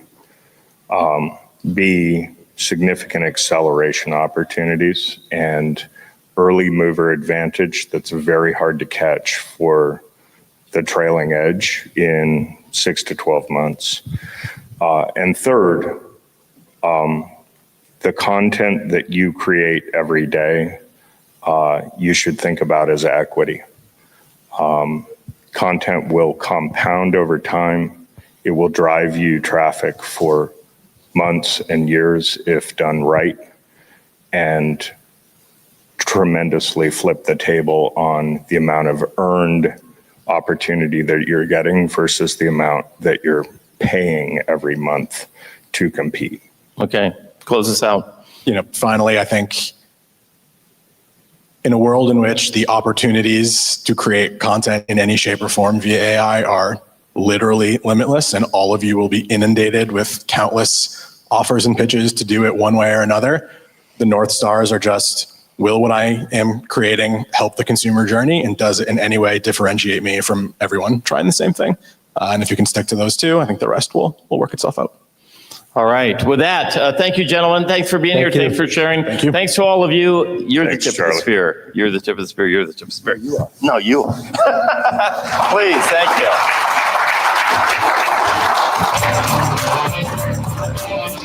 Thanks, Horizon and Charlie, for that look at AI and content creation. Stay tuned. One more session before we wrap up DealerConnect 2025. Dealership service teams are leaving thousands on the table. Why? Because they're flying blind. Service advisors don't know their close rates. Managers don't see the coaching gaps. Motivation fades, revenue stalls. Introducing Rocket Booster, the next evolution of performance management and training for dealerships. See real-time close rates by product and compare against store averages. Fuel healthy competition with product-specific leaderboards. Welcome to our next panel, the Turf War. That's what's happening on your website. To close out DealerConnect 2025, moderator Sean leads the final conversation sponsored by FlexPath DXP. It's all about the battle happening on your website. Data, design, and technology, all fighting for the customer's attention. Let's wrap up strong.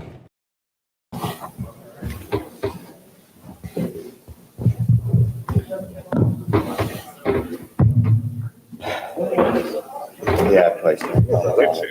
It's like the seat is like shaped to his rear end. That's what I just said. I need to be a lazy one chair and I need to show you. You know what, Kevin? No, you're good. Yeah. I asked him to come up, but No, I'm glad to use a break. Give someone else to. I want you to be in the audience. Ask him, man. Thank you. That was my bad. Hey, that's got stuff going. Hey, Southern. Good to meet you. Nice to meet you. No, we're good, man. No, Kevin was. Perfect. I'm Stefan. Terry. Terry, nice to meet you. Jason. Jason, nice to meet you. Whatever from the last session, you add into that? Yeah. Yeah, well, plus, I've just been a busy guy. Huh? Who stole the microphone? I have one in my chair. Check. Hello? Who got the mic? Someone take the last mic? The last guy sat on it. Oh, no. That's happened twice, man. I knew somebody was feeling. Well, you guys ready? We're going to wrap this up. This is the one you've been waiting for, right? It's the last one. They saved the best for last, didn't they, Terry? Absolutely. Yeah. Well, I'm going to start off with something that, first of all, I think what we should do is just go down the list, introduce yourself, tell us what you do, company, dealership, and how long you've been in the biz. My name is Stefan Gronberg. I'm with Hannity Audi Jacksonville and Audi Orange Park. Been in the business 21 years now. Executive general manager over both stores, run the operations. Happy to be here. Welcome. Terry Shabesta, CEO of FlexPath. 36 years in the industry, back when it was dial-up bulletin boards and CompuServe. And those who have gray hair will remember that, and those who don't will not. So I am a dealer, a lender, and a fintech innovator. Actually, a alumni of the FBI Citizens Academy, a member of the FBI InfraGuard, and work a lot with fintech innovation and yeah. Be careful what you say here. And actually president of the National Vehicle Leasing Association. So a lot going on. Mm-hmm. All right. I'd like to remain anonymous at this point. No, I'm Jason Mahoney. I'm the director of marketing for Carter Myers Automotive based out of Charlottesville, Virginia. And I started this year, makes 20 years ago with American Honda on the OEM side as a district sales manager with them, but been in automotive in one way or another for the last 20 years. I'm Christian Dorn, founded and am the CEO of Remora in 2008.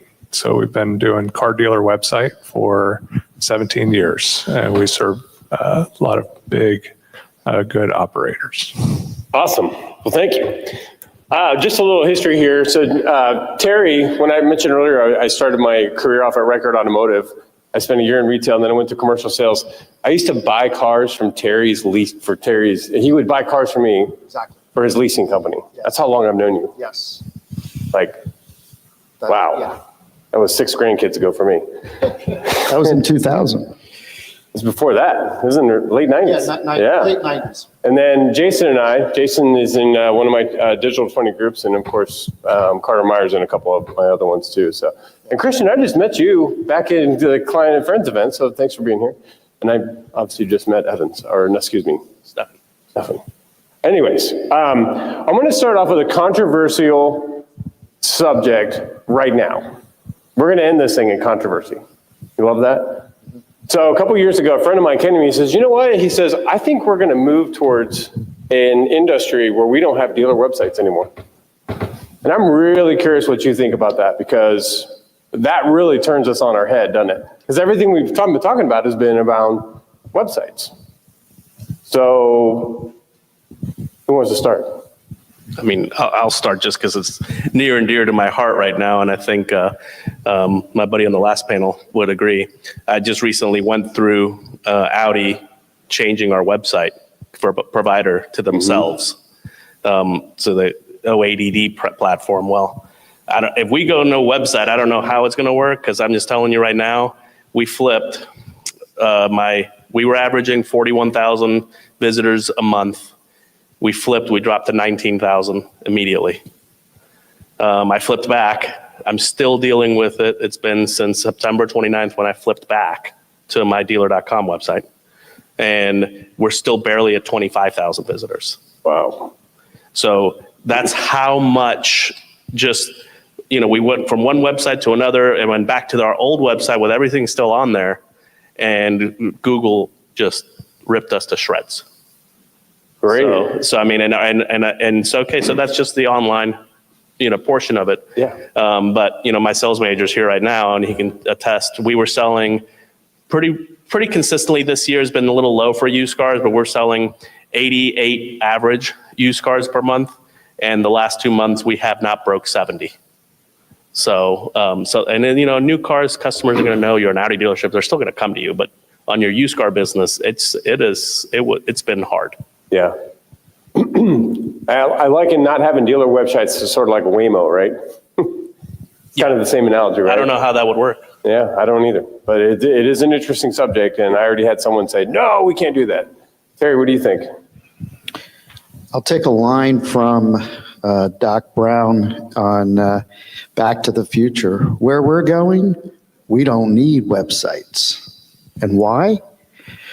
If you think about generative AI and what's being created, your customers are going to start interacting with you, not on your website necessarily, but phone, email, text first, possibly. And from there, it takes over the whole experience. It's not about them surfing your site on SRPs. It's communicating one-on-one with your AI, right? And it will walk that customer through. And to give you an example of that, we don't create AI, right? I'm going to have my lender hat on for the most of this session, okay? And what we look at is how can we help dealers with lending and pre-qualification. And what we've been able to do is partner with AI companies that interact directly with the consumer and then use our API to facilitate the answers for like credit pre-qualification, identity verification. So it's actually interacting with our product in the background, right? Mm-hmm. So the facing is AI. So you're an advocate for it, so go ahead. Well, it's not about being that. It's where it's going. I really do think that's where it's going. And over the last couple of days, this has been phenomenal. And it's like everybody who went to NADA or AFSA and everything since then. 3 main themes: AI, fraud prevention, and consumer affordability. Right. So those are the big topics. And today and yesterday, it's moving fast. Yeah. What do you think, Jason? I think the very thing we're talking about going away was something that dealers sort of resisted in the beginning anyway of like this digital showroom. So right now it's kind of hard for us to think of it not being around, but then there was a time when people really weren't open to it. So I think whatever's next is sort of where we're at now. I don't know if it's an agent to an agent relationship and there really is no website and it's just passing of information between a consumer's agent and the dealership. But I think we'd be naive to think that it's just going to be the way that it is now. And because websites sort of and the internet sort of changed a lot of industries, automotive very heavily in particular. And to think that it's just going to stay that and not evolve into whatever is next that we maybe can't even quite fathom now. But I do think it's probably closer to what you're talking about. Yeah. Well, Christian, in your website business, what do you think? We're growing. I don't think people are going to start using a terminal instead of a browser to search or to visit websites. I think it's hard to imagine a team page, your inventory merchandising through a ChatGPT. A lot of us use AI agents, and so there's kind of this bias that happens where, oh, everybody's doing this. I think about how does Shift exist, and their Shift, like Shift Digital. S-H-I-F-T? Yeah, Shift Digital. Now, their big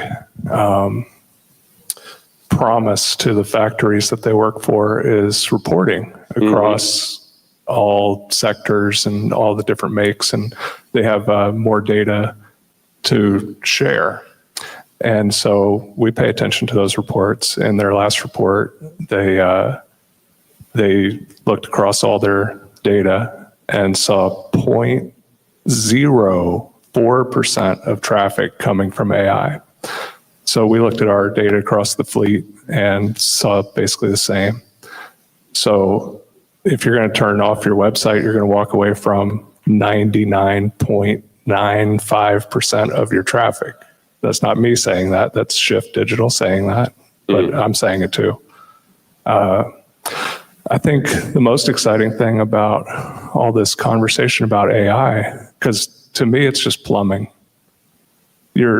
I've never seen so much interest in like what's going on beneath the scenes. And so I'm really hoping that the takeaway is to take a closer look at what's going on beneath the surface. I think the closer you look, the more you're going to realize how decrepit your website is. And so we're excited for the future for that reason. Awesome. Yeah. I was in a presentation with an OEM 2 weeks ago, and David Steinberg was presenting with me, and he talked about the plumbing. Our industry does not have good plumbing. We got to figure that plumbing thing out because that's obviously the data plumbing, right? What do you think about this? And I'm going to go to Jason on this one. As a dealer, and every conversation has been about AI and compliance with that. But I was talking to Malcolm Thorne from PromptPath, and he told me, he says that every dealer in the country right now is in violation of some type of privacy act in regards to AI. And as a dealer, this is one of those turf wars that's happening within this. Is like there's a fight for the website, and then there's a fight with FullPath, or so it's a fight with the OEM. Everyone's vying for those eyeballs, but has anyone really given it strong consideration about the AI compliance, the legality of what we're doing with these websites and the use of AI? I think it's evolving, and I think in terms of, they're probably right. There's probably a lot of things because there's so many things that we allow to be put on our websites, or to your point about the turf war, the manufacturers require, or things like that, where we have all these chat and all these different things that are collecting information, but I don't think it's been consolidated in a way that we're following every guideline for privacy, and it's a big concern when it comes to stuff like that because it is evolving quickly, and but it's all the plumbing part of it, right, where all these things don't talk to one another. So maybe we did do it correctly on one of the tools or widgets on our website, but we didn't on another, and would be in violation because of that. But it's the fragmentation that kind of scares me, how many different tools and widgets and things that are on the websites that may collect some form of data and us not really having our arms around what happens from there. Yeah, that's a great point. Terry's already touched on the issues around fraud, but Christian, I'm really curious what you think about this issue with AI compliance and privacy and.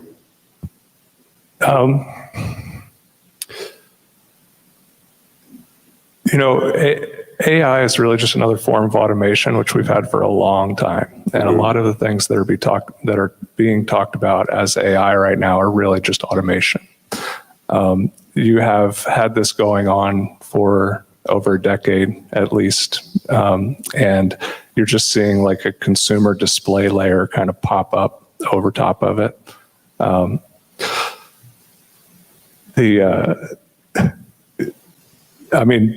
People have no idea how tracked we are. Your eyeballs are tracked when you're looking at your phone. They're targeting advertising based on your pupils enlarged when you saw something. Your whole social media feed is basically already trained to you. It's really not new. It's just I think people are starting to wake up to the importance of their data. I think, we have spent 2 days talking about AI and no one has mentioned quantum compute. All of compute is about to change. About 2 years ago, Google claimed to have broken quantum computing. And everybody's like, well, if Google says that, well, but it couldn't be verified. So people for 20 years have been saying they break quantum compute, but then they can't verify it. Well, last week, Google has verified quantum compute. Every single thing about compute is about to change. That's going to have much more impact on our lives than AI. You're going to have quantum computers training models. Mm-hmm. Yeah. So the AI is peanuts. So another aspect of the turf war for websites, and this really kind of falls into perhaps what Evan might be dealing with, but you saw that notice and decline in traffic, right? And you said to yourself, okay, I've got a situation where I'm running paid search and I've got an increase from last year, 2024, the zero-click traffic was at 59%. 1 year later, that number has jumped to 74% per the Cox Automotive Clairvoy study. That's significant. And someone mentioned Alphabet earlier and Google, and they've got all this revenue tied up and they've got all this paid search money that that are not getting anymore. But have you seen an impact on that turf war within your dealership regarding your paid search budgets if you're running them? So about a year and a half ago, we basically have cut down our paid search to negligible amount. We spend money on like dealer, and if someone wants service, this and the other. But as far as paid search for VDPs and all that, we spend more money on VIN targeting, retargeting, and items like that, such as lot links, for example. But we have focused majority of our efforts on SEO information on our website that really has elevated our click-throughs naturally, where people end up on our website anyways, and have been so successul doing that that we don't have to spend the money on them, because yes, I agree with you. I saw that, back in the day, the rule of thumb was if you're not spending $10,000 on your used car pay-per-click, that you weren't going to have a good month, right? And this is a guy that's telling you I've spent zero, for the last year and a half, 2 years. It's hard to compete with the third parties too, right? Correct. Well, that's the thing, is that you're spending 10 grand, they're spending 10 million. Yeah. Right. Good luck, right? Yeah, they have the whole country's inventory, but they're still spending a lot more money than you have. Yeah, exactly. So, Jason, what are your thoughts? on this significant increase in zero-click traffic? Yeah, well, we definitely see it, and we actually just went through a pilot with Reunion that was here earlier, but and looking at how to kind of show up in AI overviews and things like that, because there's so much. You mentioned like 70% drop in that, and I know they had some stats around when an AI overview is shown in automotive specifically, the click-through rates were down like 40 some odd percent, and it's probably closer to 70 now, but that people were getting a lot of the information they wanted when they were provided an AI overview. So how do you combat that? And I think it's why a lot of us are probably at a place like this, is trying to figure some of that out. I think the gentleman from Horizon shared some good ideas of things that they're doing, and but it's real. And I know my wife is a classic example that uses Chat GPT like Google. Like a lot of us would use Google, and she said, well, just Chat GPT, where it used to be like Google was like Kleenex, right? It was like, just Google it or just give me a Kleenex. It was like the generic thing that covered search, but now it's getting fragmented. And I think you're right. I think the numbers are still kind of small. Maybe you mentioned how much of it or the percentage of traffic that might be coming from. Zero. Yeah, it's very, but it doesn't mean people aren't using that to gather information and potentially end up in a zero-click environment that you're talking about, Sean, where they got whatever information they needed and they never hit the website. So it's part of why I'm here, is trying to learn how to be ahead of some of that, because it's real, it's happening, and it's only going to increase most likely. Yeah. Christian, one of the things that I'm really curious about, if you're seeing this in your world, is the number of customers that are not actually shopping for your make and model now, but they're actually shopping the customer experience, which is another sort of turf war that's going on, because it's happening not necessarily on your websites, but it's happening amongst everyone's websites, right? What are you seeing in that regards? Yeah, so I agree with that 100%. You are definitely being judged by your website experience. Mm-hmm. And modern search is really a battle of the webmaster. Mm-hmm. Google has a very clear concept of original thought, even. So it doesn't really matter if it's written by a human or if it's written by AI, as much as it is this original thinking. If you have tons and tons of pages on your site that are not being engaged with, Google Chrome is the spider now. There's an advanced privacy setting in Chrome that says send usage statistics and crash reports to Google. That setting is checked on by default. It's very hidden. It's in the advanced privacy settings, and they move it every now and then to keep it hard to find even. So 99% of Chrome users are having their data anonymized and sent back to Google in real time. So the engagement, the quality of engagement, scroll, clicks, form fills, they know every single thing that happens on your website, regardless of Google Analytics. Think about that. Google Analytics, even all GA4 and all its power and everything, is free. They're tracking so much data that you cannot imagine. They're like, there you go, free. Nothing's free. Nothing's free. There's no tricks. You're not going to, trick your way. It really comes down to, are you providing a transparent, clean, a good user experience? And Google is rewarding that.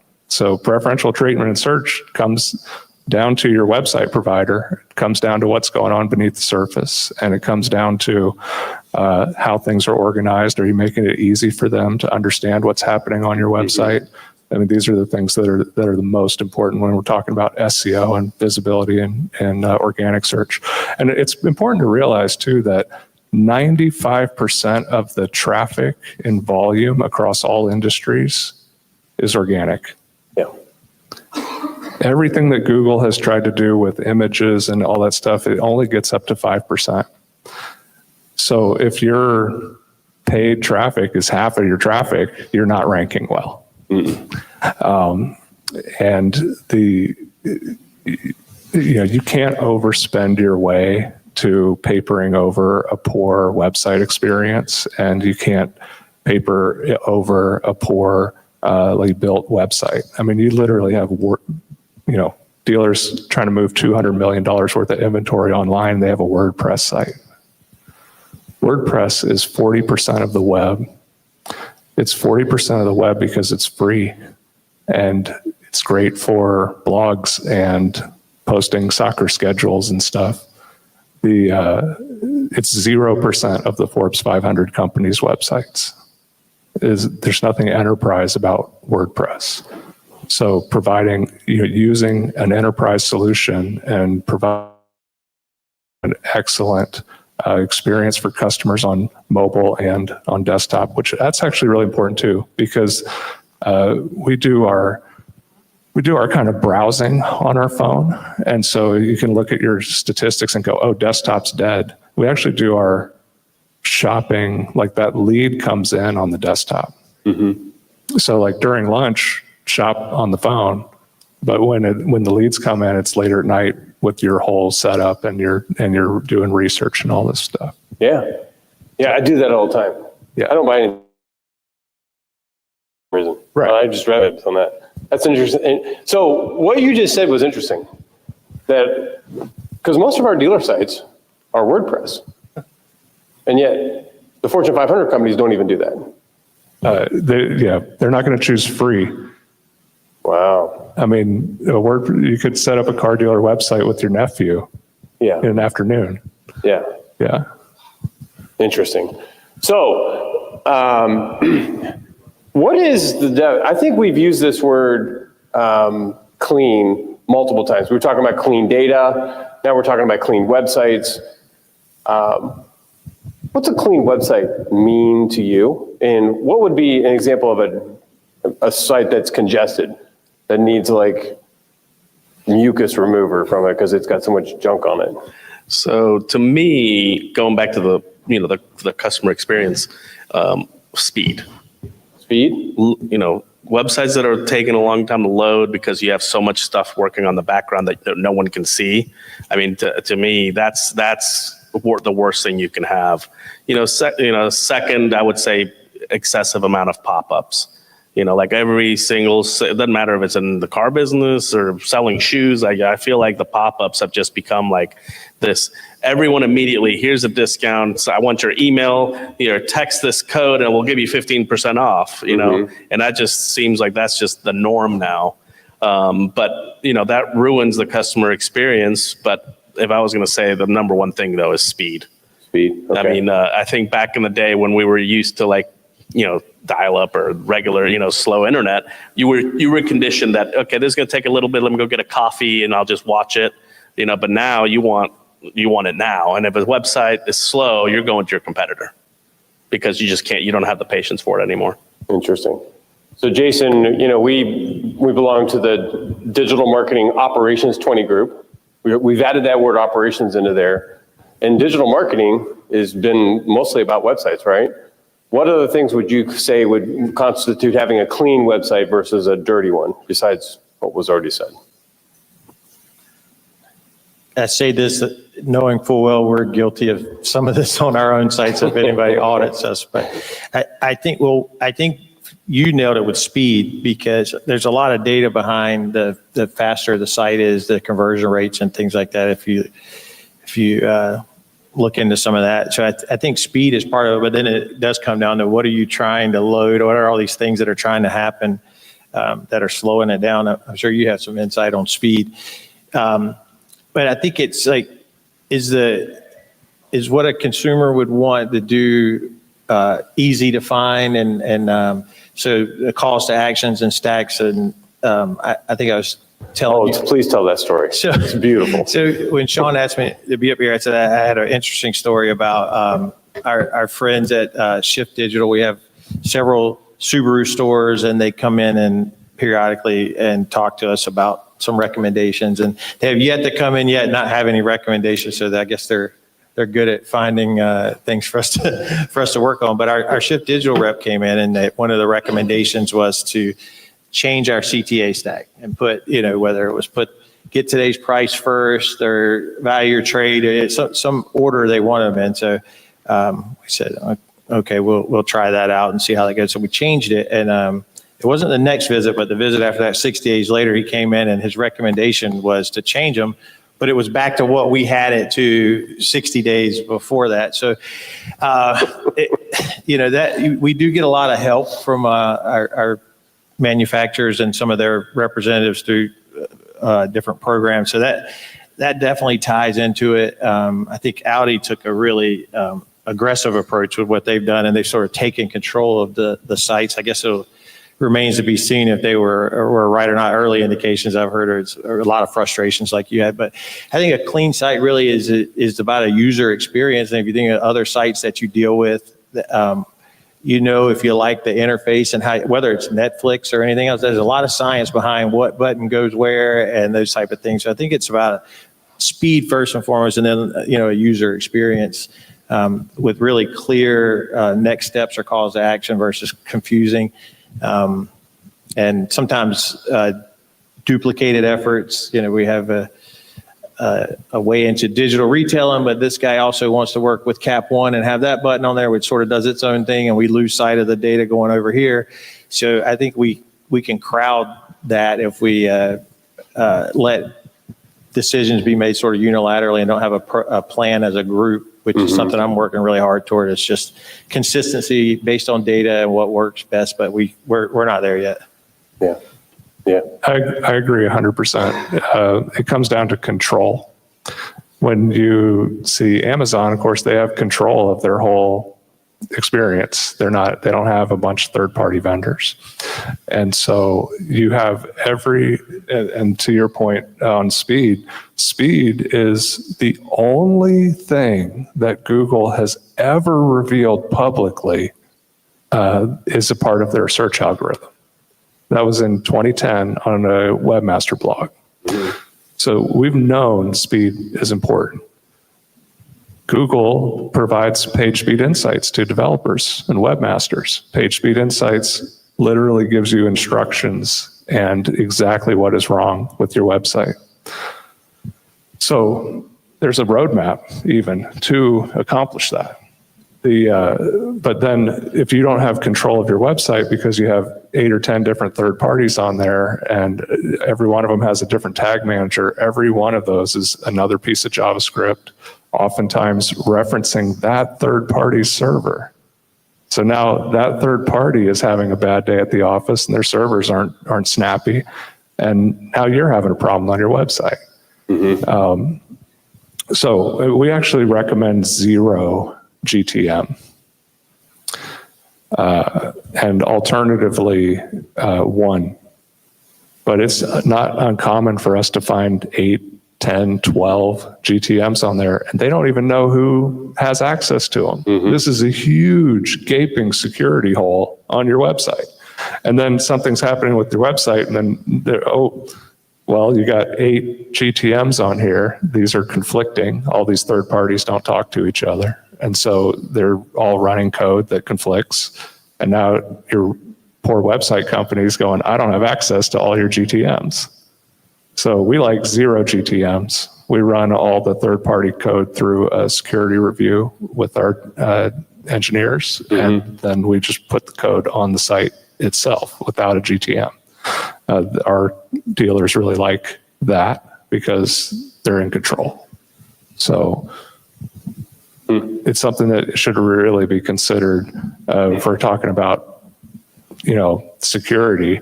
And you've got a bunch of GTMs on there and you don't even know who has access to them. That is a gaping security hole. You're letting third-party companies run code on your site that some of them you don't even work with anymore. Yeah, exactly. They don't know it's there. They just forget about it. Yeah. I remember we used to run Screaming Frog on our websites once a quarter just to make sure that we hadn't missed something like that. For that reason, big images, bunch of code, who owns the code, why is it on there? So totally agree with you on that. The problem with the GTM though is that you're not going to see it. All you're going to see is the GTM JavaScript. You're not going to know what it's loading. Yeah, it's all that other junk, right? Yeah. Could I jump in here just for a minute, Sean? Yeah, I was going to call on you next, but go ahead. a couple comments, follow-ups there.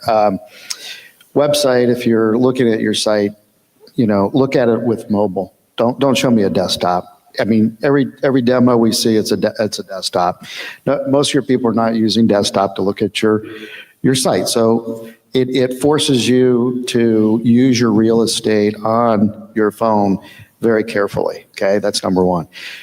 Second thing that I'd like to comment on, a follow-up, was Tim Hayden was up here earlier, and I saw him at Autovate, and he mentioned a stat that 30% of website traffic is bot or fraudulent sources. And I thought about that. I was like, wow, okay, that's an eye-opener. That got everybody to sit up straight.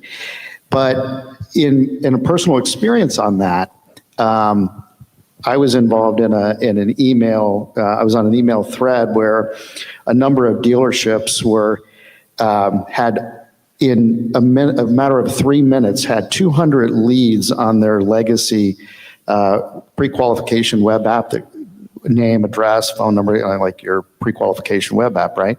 Within 2 minutes, like a couple hundred real names and addresses from all over the country doing pre-qualification.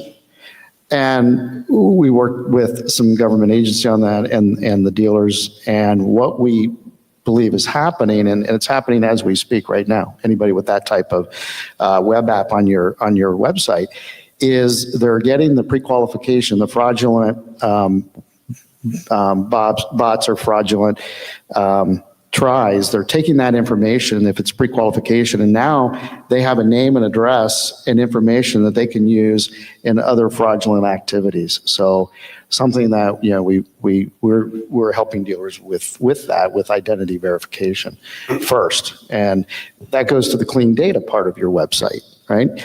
If you have a form and you're collecting name and address, you have no idea who that is, no idea.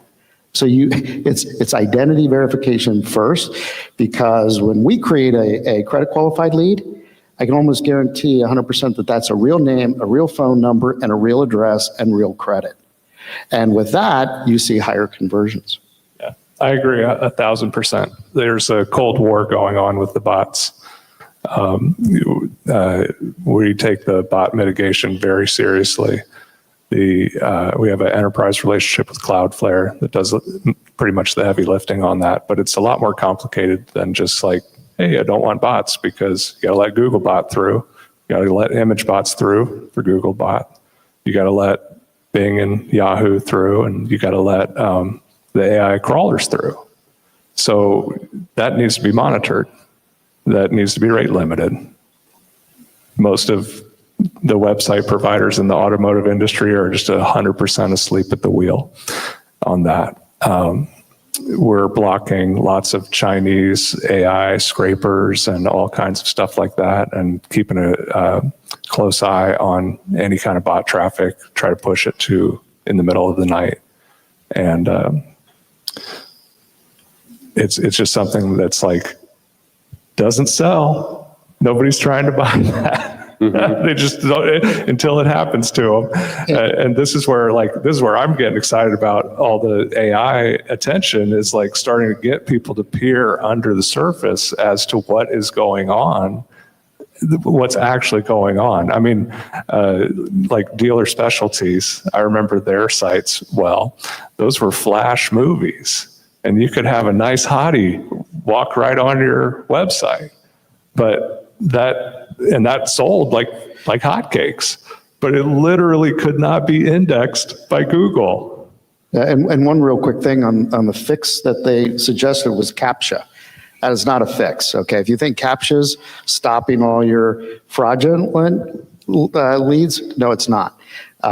So OTP is what we use, one-time passcode. We start with that, so we can verify. It's commonly used in the industry. Experian, Jim can attest that that's one of the better things you can start with. But it's more of a fraud stack, right? We're one piece. There's other layers, and you've heard about it earlier today at the fraud panel. It's not one solution.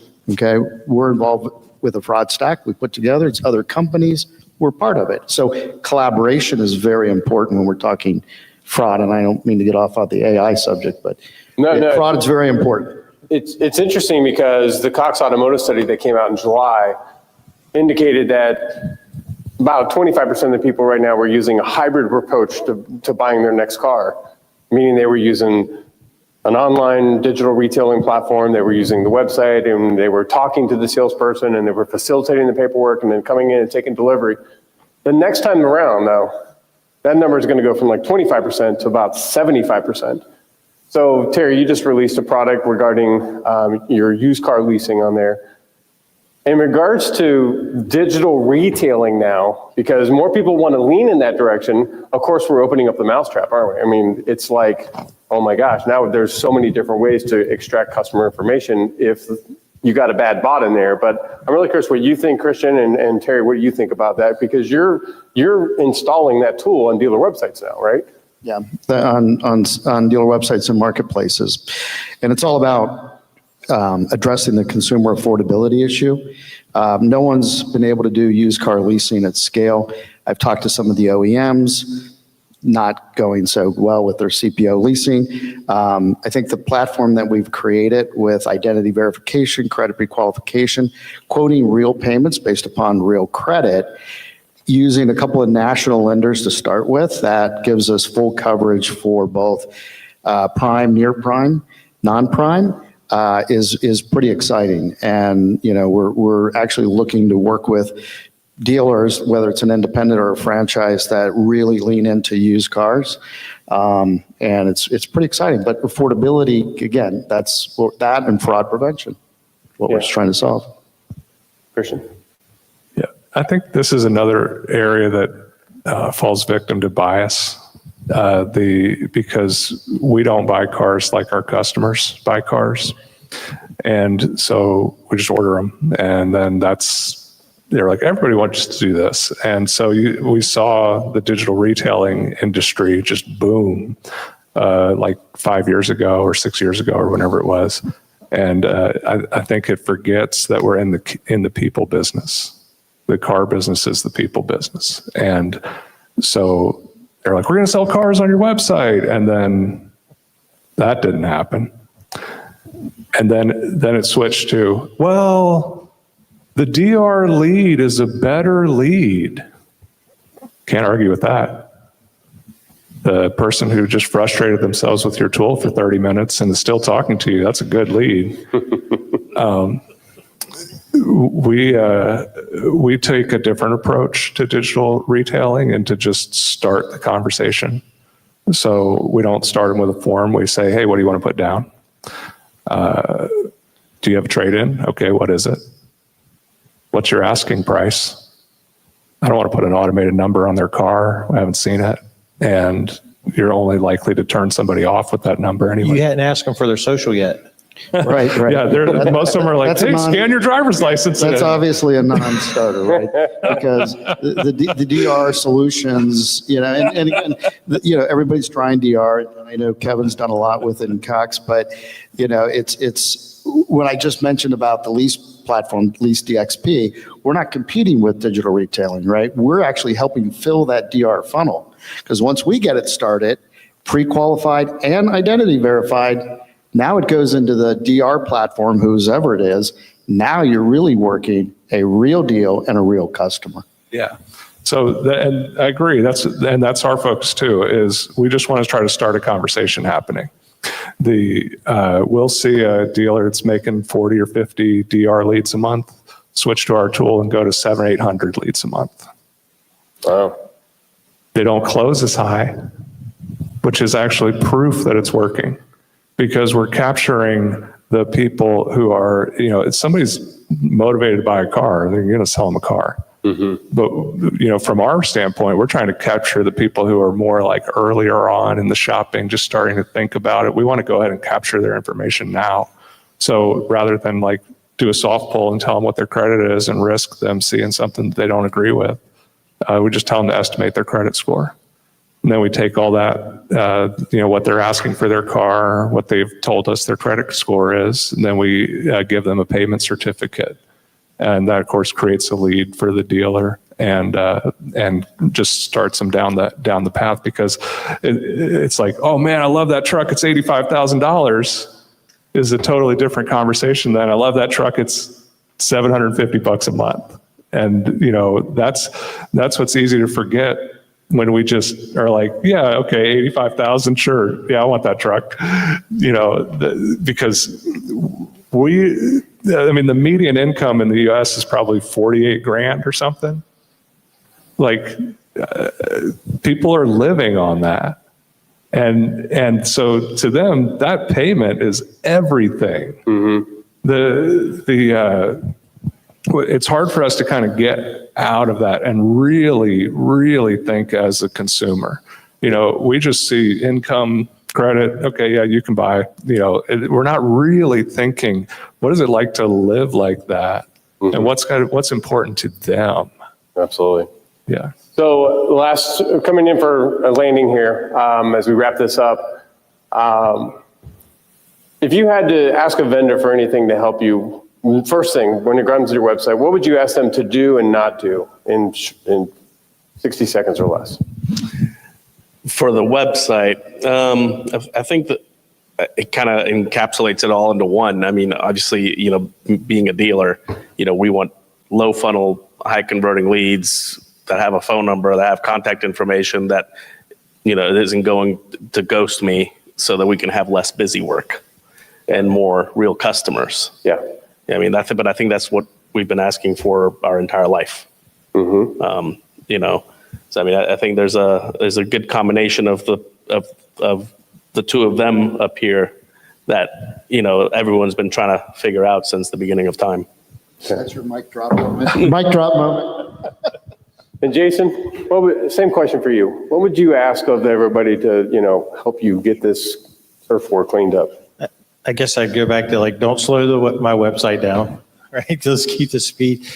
And I guess I'd say better integration. I guess when information is ingested and we have different partners kind of trying to live in this ecosystem, but none of them communicate. I think if we could find better ways to make the consumer experience better. And also, I think with digital retailing, especially, we think about them buying a car, that's really not it. It's how far do they want to go? Where are they comfortable? But then when they get to the dealership, can they just pick up right there? Or are we asking them about their trade again that they gave us, before they came in and we already told them? So I think just communication across platforms in some way that would really about the user experience. So yeah, that's great.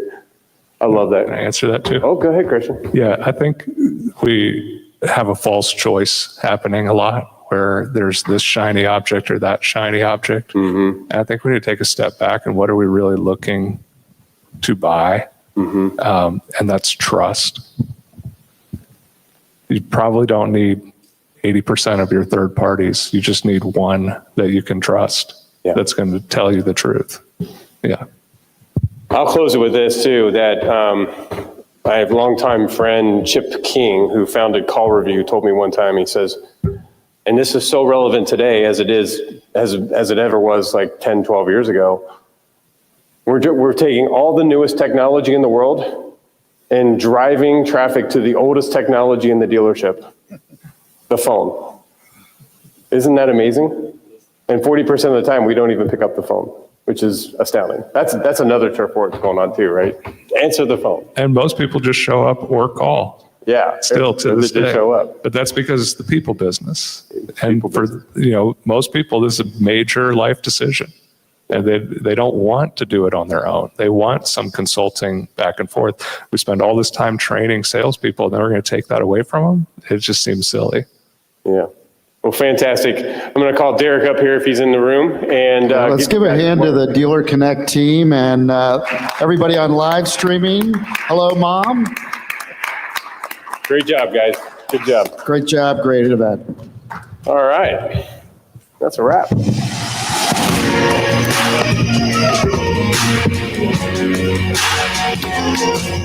Thank you, sir.